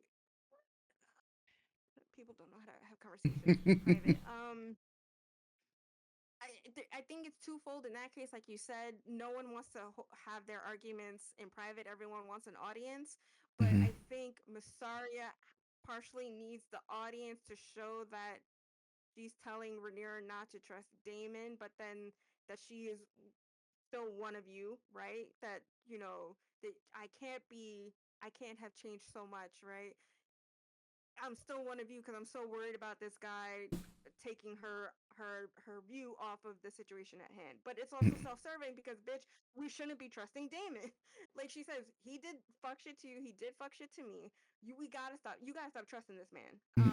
Though the bonds of marriage and family run deeper than I guess honestly than a woman that you've met and you've known for 6 months. I mean, relationships, right? Complicated. I do want to say though, I do think each individual person who's in a position of the come up is different, right? You and I like to believe that once we hit our come up, that we will not forget where Hmm. we came from, right? We talk about this all the time. Life is too short to not elevate those who supported us and to not elevate those who need to be elevated, right? Yeah. But we haven't been in that position yet, so we don't know just yet. I do think that people can get the come up and still help people, right? Hmm. And there's nothing wrong with the come up. I think that's the difference between Ulf and Masaria. Masaria is still trying to help her community when Ulf is still, but Ulf is like, nah, it's about me. There is a difference. Um, One has a dragon, one has the ear of a dragon, right? Mhm. So it's just interesting to watch. I think Masaria can be a mirror to a lot of characters in the show, and how it's going down. When we get to their argument, like I said, the intimacy of Masaria reaching out to her as they're arguing before Rhaenyra flies off with Adam to confront Damon. It's really that grasp, that feeling of she's losing it, of like you keep brushing me aside, and I knew he was lying and I told you to worry about it, and I keep warning you, hey, you can't trust you he was gone for so long, Yeah. and then he shows up, and then you also can't trust this woman, right, who betrayed you so often. You have to you have to also watch your own back, and it just doesn't seem like Rhaenyra is listening. It just seems like in every instance, again, because no one wants to do their job, you're being too trusting, and it's going to bite you in the ass, Yeah. right? Um, and it does. It keeps biting her in the ass. So it's it's. I also think it's funny too that we get that conversation of sending out a dragon twice. Um, because this moment happens when Sea Smoke is seen with a writer, and they kiss, and then Rhaenyra's off to, and that's Adam to go meet to go get introduced to Adam and Sea Smoke. To this going, they're talking about a dragon having a writer, and then her going get Adam. I just think that's a nice little parallel right there that happened. It's like I said in I think it's the first episode where in season one, Damon crowns her as queen, and then in this season, Rhaenyra hands her crown so that she remembers who she is. Like I said, I think Masari could be a mirror to a lot of characters here, and I Yeah. love how they position her for a lot of instances. So now we get to after Rhaenyra's return, and Rhaenyra pushing away Damon, right? Which I think that whole scene where she tells Alinda to stay. I think it's twofold. Again, no one knows how to have a conversation in private, but also protection. Because the one of the last times they were alone together in a room like this where there was tension, he choked her, right, and he yelled at her, and he traumatized her. And then again, before he leaves for Harrenhal, he like they're arguing and he tosses dishes around and gets in her face to intimidate her. So there is that deal, like he won't. There's no way he can harm me again if someone is watching, right? But also like I need someone else to hear your explanation, like someone else, someone I trust, because she trusts Alinda Mhm. for as much as we know. I need someone here to also hear this bullshit, right? Yeah. So after that, where he tries to placate her physically, like to get into bed with her, and she rebuffs him and sends him away. Um, to then seek comfort, right? Confrontational comfort in Massaria, right? Is again that parallel that happens with there are three character arcs in season two and their dynamics in this season. I can see comfort in you in the first episode, but now things are getting turned up to a 10, and this is where we're at. So I need to go to someone who I know is at least semi supporting me, whose support is unwavering, whose Yeah. support up to this point has been unwavering, but still very angry, right? Um, and that conversation that they're having where Masari's just like, dude, I told you not to trust them, and she's just like, okay, but and Rhaenyra's going, okay, but it just seems like you're like everyone else who's just trying to get in my ear, and I that's not what we need right now. That's not what I need right now. And Masari's just like, look, I've only been trying to tell you or to advise you as best I can to keep your mind at peace. I can only control so much, and it just also feels like Rhaenyra going, can only control so much. So when there's this point where there is no winning in this argument, right? So that's when you see the shift happen in Massaria. The I have to remember to say the right, I have to comfort her. I have to say the right words. I do have to manipulate her so that this argument stops and that we can get back to a little less shakier place, right? because even Rhaenyra calls her out on you're keeping things from me, and she's very much just like, well, I'm only I to protect myself too. So what are what are we really arguing about here, right? Up Mm. to like I may have kept something from you, but I haven't hurt you. Like you know, we're two women in this world, and that's where we saw connection in. What are we doing?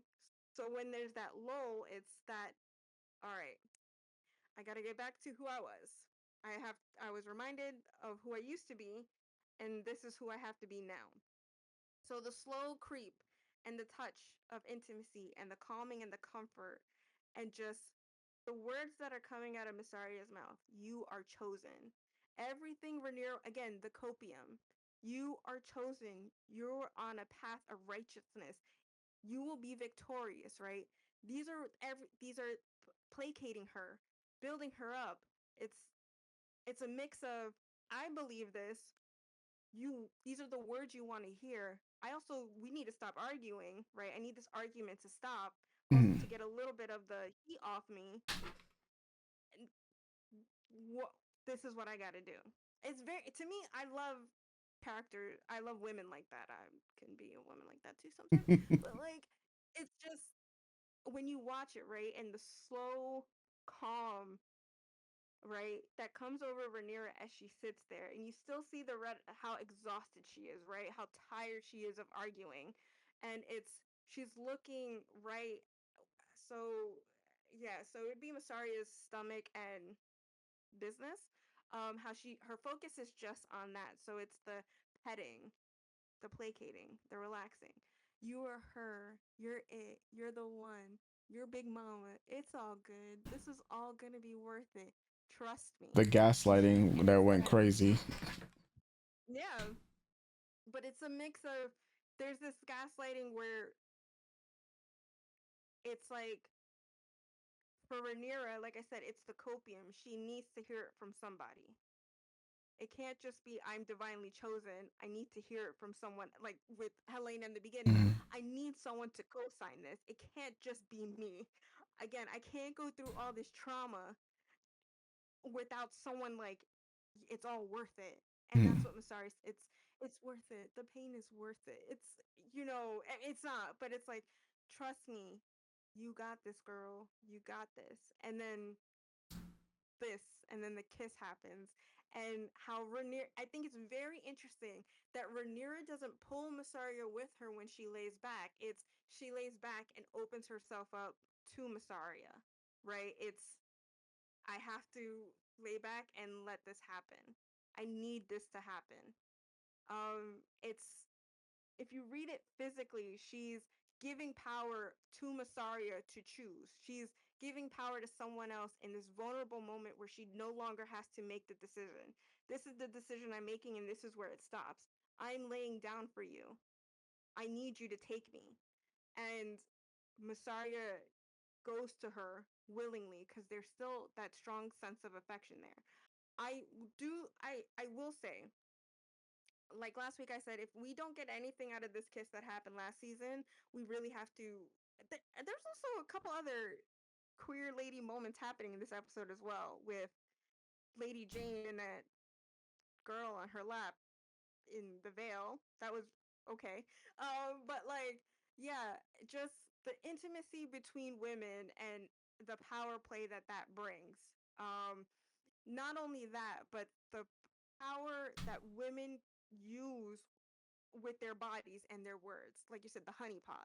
All some of these women to different degrees use Alice uses it with Amond, her body and her words. Alice Scent uses her words to sweet and soothe Amon. Um, yeah, so it's all very interesting these dynamics.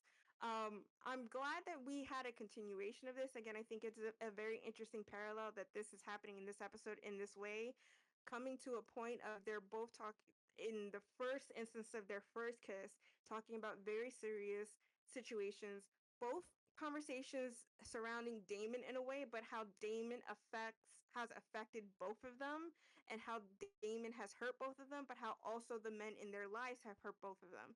So there's a comfort and a connection there that they seek within each other, and an understanding and a support system, right? Masaria supports Rhaenyra. Rhaenyra sees something in Masaria that no one else saw in her to elevate her in status. So you get this intimate moment that it's like a break in the tension and a release and for Rhaenyra and a placating by Masaria that I Hmm. think can be very sweet, but is also difficult to watch because of the situation surrounding it. That it's not a situation where they just came to each other sweetly and romantically. It's a situation where they're both been hurt and they're very torn up inside about the situation surrounding them, that this is a romance that can never be at peace. This is a situation and a coming together that sadly can only happen in a time of strife. So they're my favorite ship because I think there are a lot of very interesting dynamics at play here, both for Rhaenyra and Masaria and their positions of power and how they both have work within the system and where they meet each other and just knowing their ends as well and what that means. Um, that like I could do I think they're so fascinating. But all that to say, I love characters like Masaria. I love women who are on the come up, right? Who have figured out a way to survive, right? Who sadly who've had to survive by their skin of their teeth and is now given an opportunity to sleep and to take a bath every day, to eat food, and to sleep in a comfy bed. And will do what they can to maintain that stability because they haven't had that stability. When they did have that stability, it was snatched from them. And though I love Rhaenyra, Rhaenyra is also in a place of privilege that Masaria will never be in. So love, I will always love a character like that. It's like, I always also will love a semi duplicitous. I will love a duplicitous woman, right? Who makes sound decisions in a way that is self-serving, but in a point of self-service that also helps the other people around them. It's why I love Mystique and Destiny of the X-Men. A lot of their motives are super self-serving, but but at the end of the day, what they do is to also elevate and help mutants. Hmm. So that's how, in my head, I view Masaria. That's how I work and configure the dynamics of their relationship. I know a lot of people don't like this character, but I also think that's part Masaria and Rhaenyra. But I think that it's in fact a mix of racism and misogyny when looking at her in the scope, um, and it's very interesting. Like I said at the beginning of this episode, like there was a leak that happened and a whole conversation about this week's episode, and the part that got leaked was their intimate moment. So most of the conversation has been nothing but negative towards Rhaenyra and Masaria seeking comfort in Asia. Like, how can she cheat? And Masaria is just a whore. And it's just funny because it's also those are the conversations happening within the story itself. That's a whole thing I'd like to talk about. But yeah, I find that scene very compelling. It's one of those things where I look at the relationship and I go, this could be so much better if it was allowed to be a healthy relationship, and instead of a relationship of small comforts and care, but of full blown affection and happiness, and to be able to be fulfilled out in the open where the sun is shining. And yes, Rhaenyra is still married to Damon because that's what she needs to be, but she's not hiding her affection for Masaria, and they're not meeting in times of complicated feelings and conflict, that they can just be. But that's also what this story is telling us, that no one can just be happy. Someone is always causing a problem. Either you're getting in your own way, or people are forcing themselves to get in your way. So I don't know how you felt about the scene, Hmm. and I don't know how you feel. Sorry, that went on for a long. I really love it. She's my favorite. She's my favorite character in this show. So how do you feel about it? Yeah, no, because I mean, coming into, I mean, as I was saying in the I guess you say our viewing portion of it, it was this is essentially what Masaria has to do in order to survive. So she has to placate Rhaenyra's like her being. She has to big her up. She has to gaslight her. she's playing a hand in all of this. The only thing that I'm looking at is in between sincerity and being genuine. Where do these feelings truly lie? How much of Mm, these feelings are, well, I need to do this because I need to survive, and how much of these feelings are, I'm doing this because I actually love you, or I have feelings for you, right? And that is the questions that I come into it with, because whereas Rhaenyra can ask these questions like, everybody's been lying to me. Have you ever lied to me? Oh no. Why? Why would I? And that's how Vistaria would respond. Clearly has lied to her, right? But is not going to admit that. And you have Rhaenyra, who just wants genuine people around her and believes that the last genuine person right now is Massaria, and it's gonna hurt to find out that the person that you finally believe is the person who has been genuine to me and has not lied to me, has lied to me in the future, and that's only gonna make things much more hurtful for this particular relationship, because it's like, you know, is Massaria like, no, well, she fully knows that she lied about the pregnancy and she had to kill somebody in order to conceal that, right? That is as bad as, if, well, not as bad, because it's worse with Damon having to kill, well, Damon hiding the fact that his daughter, your stepdaughter, killed your son. Like, that's a direct family, versus, oh, lying about a pregnancy, real, like, and knowing about it, versus, like, like the levels of betrayal, it would always swing in Damon's favor. However, now it's more so because affection has been drawn, and it's with another woman, and this is another thing that if we were to get out, and this was be something else that they could demonize, Rhaenyra over, right? um what king, right, or in this position, what queen will lay down for a commoner like this, right? Like, that's, if you're mm, thinking about it, in it, like, she already has all these other rumors, so now, to toss into the field this one, right? Like, what kind of landmines would that create amongst the people in Westeros, amongst the people? Like, is this another reason for people to undermine her rule? But that's what you could think about after the fact. Right now, Rhaenyra doesn't care about any of that. Right now, she needs to hear what she needs to hear. She needs to be comforted. Like, her husband, her stepdaughter, like, these people, to her, that's betrayal right now, and she can't even think about Rhaena alone, as like, even look at her. And so you have to think about, in Rhaenyra's mind, are you gonna betray me too? And as you tell this to Massaria, she's like, no, I'm not, and no, I haven't, and it sucks because as viewers, we know she has already. Um, and what the that's why I'm like, the bigger question is whether or not Massaria is doing this purposely, or she's like, this sucks because this is the position that I'm in, and I have to go through, and this is just what it entails. Because if the conversations earlier with the other woman she had in front of the throne, you know, that woman was literally throwing everything at Massaria in her face. She's like, look at you, you're so high and mighty, but these people are not your people. I'm your people. You're just like me. But yeah, and then she was like, and then but if the way that the height difference, especially for that scene, them walking in together, I believe they're around the same height.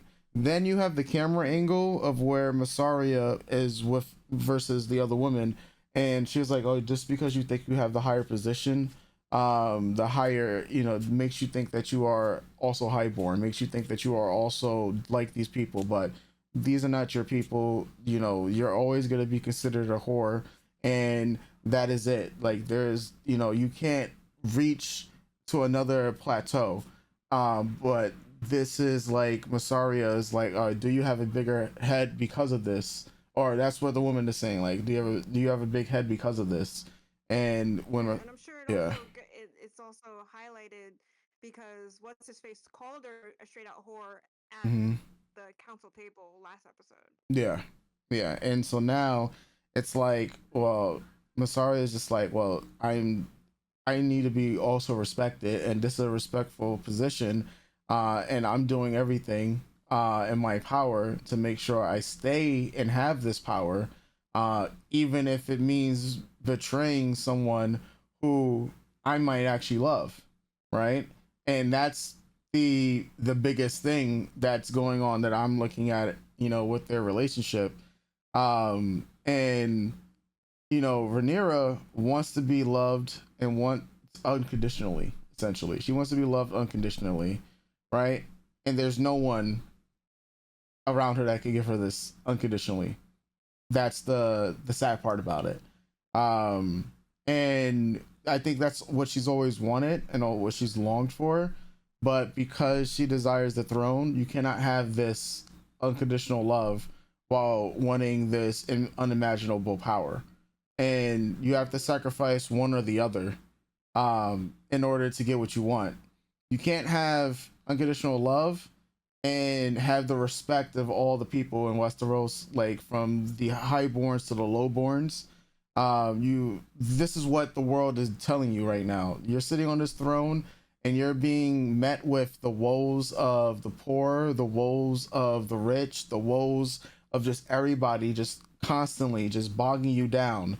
At the same time, you want to have family, right? And it's like, well, I want to have it, if I'm king, right? If this is God's choice and I'm, to be the king and whatnot, why can't I have it all? Why can't I be happy? Why can't I have, love? Why can't I have a family? Why can't I have power? Why can't, it's greed at the end of the day, or gluttony, depending on how you look at it. But it's like, why can't I have it all? And as I continue to get to this spot, I'm just met with disaster after disaster after disaster. So when, the comforting that Masaria gives her, it's like, this is one of the things I've wanted. And, but in the eyes of the public, I probably won't be able to even have this. Right. So it's like, can I not just have this one thing? So Mm. the biggest thing for me is with this relationship and how they continue to do it is only going to be heightened by the betrayal and how far the betrayal is going to go with Masaria, in terms of, and how Rhaenyra will see the betrayal to Masaria, because the more times they're intimate, the bigger the hurt's going to be if she finds out things not from Masaria. If Masaria is like, hey, I knew about the pregnancy beforehand, I think that would resolve some things, and it's the matter of how you say it, right?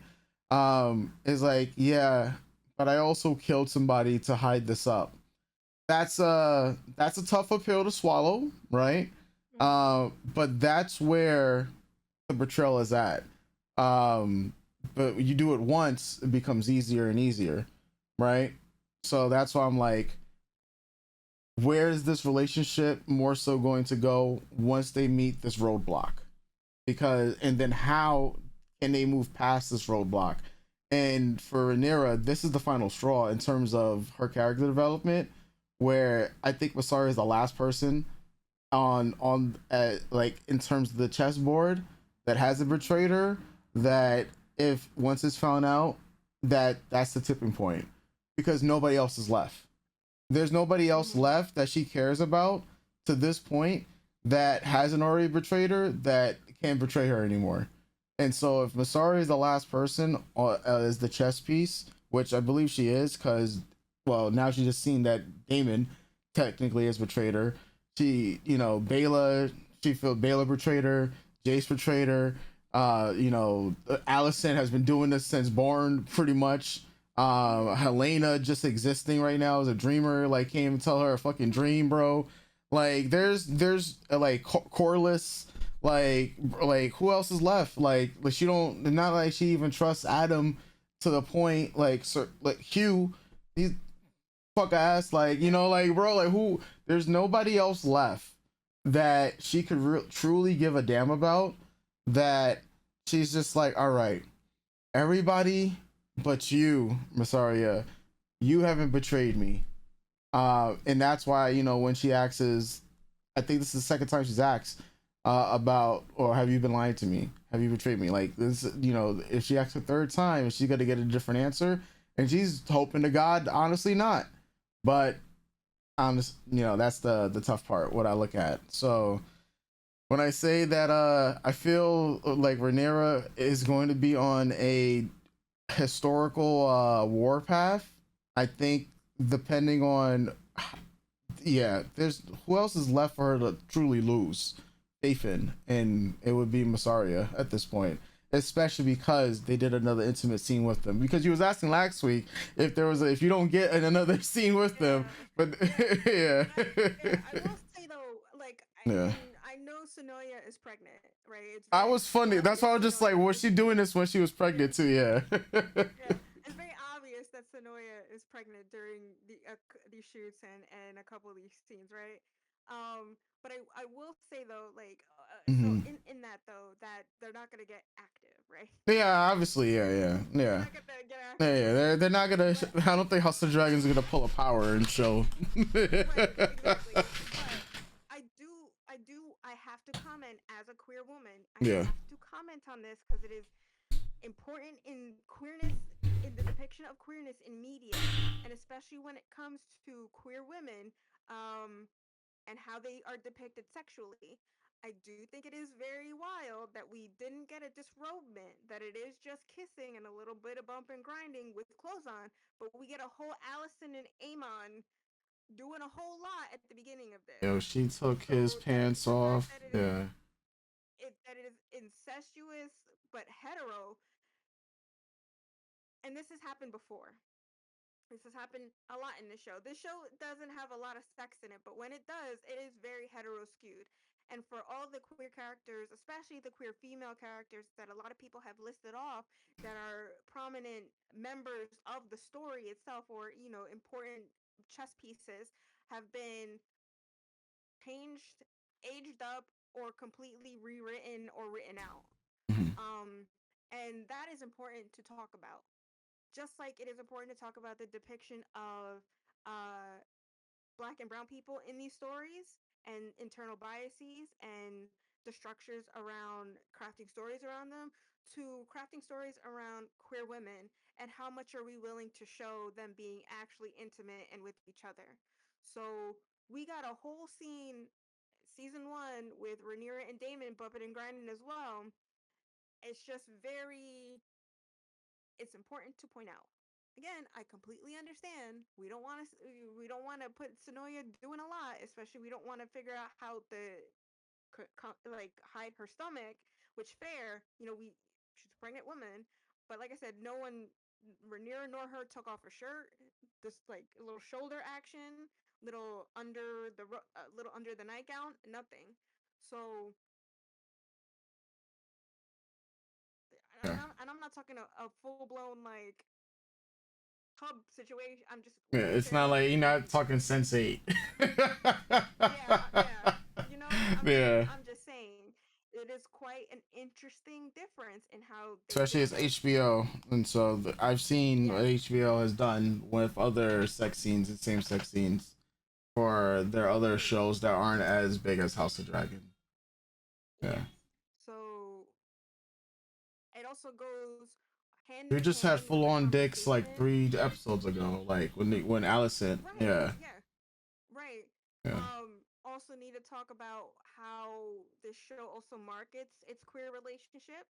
Um, how a lot of the time when promoting the show, they completely bypass any conversation of Masaria in favor of Alicent, who has not been shown in an intimate relationship with another woman. Um, and again, I'm not saying your headcanons of what her and Rhaenyra may have or might have done or how they're feeling or things of that nature or queer subtext. I'm talking about representation and what our media is choosing is what they deem as appropriate around the depiction of this stuff. So I really, really want to highlight that. Just please, there's nuance and there is intelligent conversation to have about it. I know a lot of people won't. Um, but yeah, you do have to look at it and go, hey, so you do have a queer Asian female character on the show, that you've shown a whole lot of nothing, but you want to keep promoting. Well, they won't be Valentine's with Allison and Rhaenyra. Oh, they're so gay for each other. Oh, they love each other, when you are completely ignoring the actual queer female relationship of your show with a woman of color. And then again, to completely disregard any notion of sexuality, or to depict it in any more way than just kisses and soft caresses, but you full blown want to show us a mom and son go at it twice. We have a problem. They have Allison say, "I'm gonna give you a son." That was enough for me. I was just like, bro, Moaning yeah, and groaning. So that is a problem. That is a yeah. problem. Am I happy they got together? Yes, but again, at what cost? At what cost? I also really wish that they would stop getting together twice now, and it's only happened twice, when they're both being annoyed by Damon. Their story, their relationship does not have to revolve around Damon, though Damon is the connecting factor of them. That's like, you don't need to have this queer female relationship be centered around their feelings of a man. I do wish we had Massaria go after someone else as hard as she goes after Rhaenyra. Don't trust Damon. That is also very. I understand, because he's hurt them both in various ways. He's hurt them both and played in both their faces and betrayed them both. And she's just like, we kind of got to run away. But she doesn't really question. She doesn't push the thing about Allison. She doesn't really push any. It's always Damon. It doesn't. Please, to me, it's just giving credence to everyone, all the homophobes out there, and racists and misogynists who go, yeah, Massaria is just what is it? Not a go between, placeholder for Allison. Massaria is just a placeholder for Damon. Massaria is only with Rhaenyra because of Damon. Rhaenyra is only with, like, I you're just making it. It just doesn't have to be that way. It doesn't. There. Please, please, please write something else. Please write something else. Please write something else.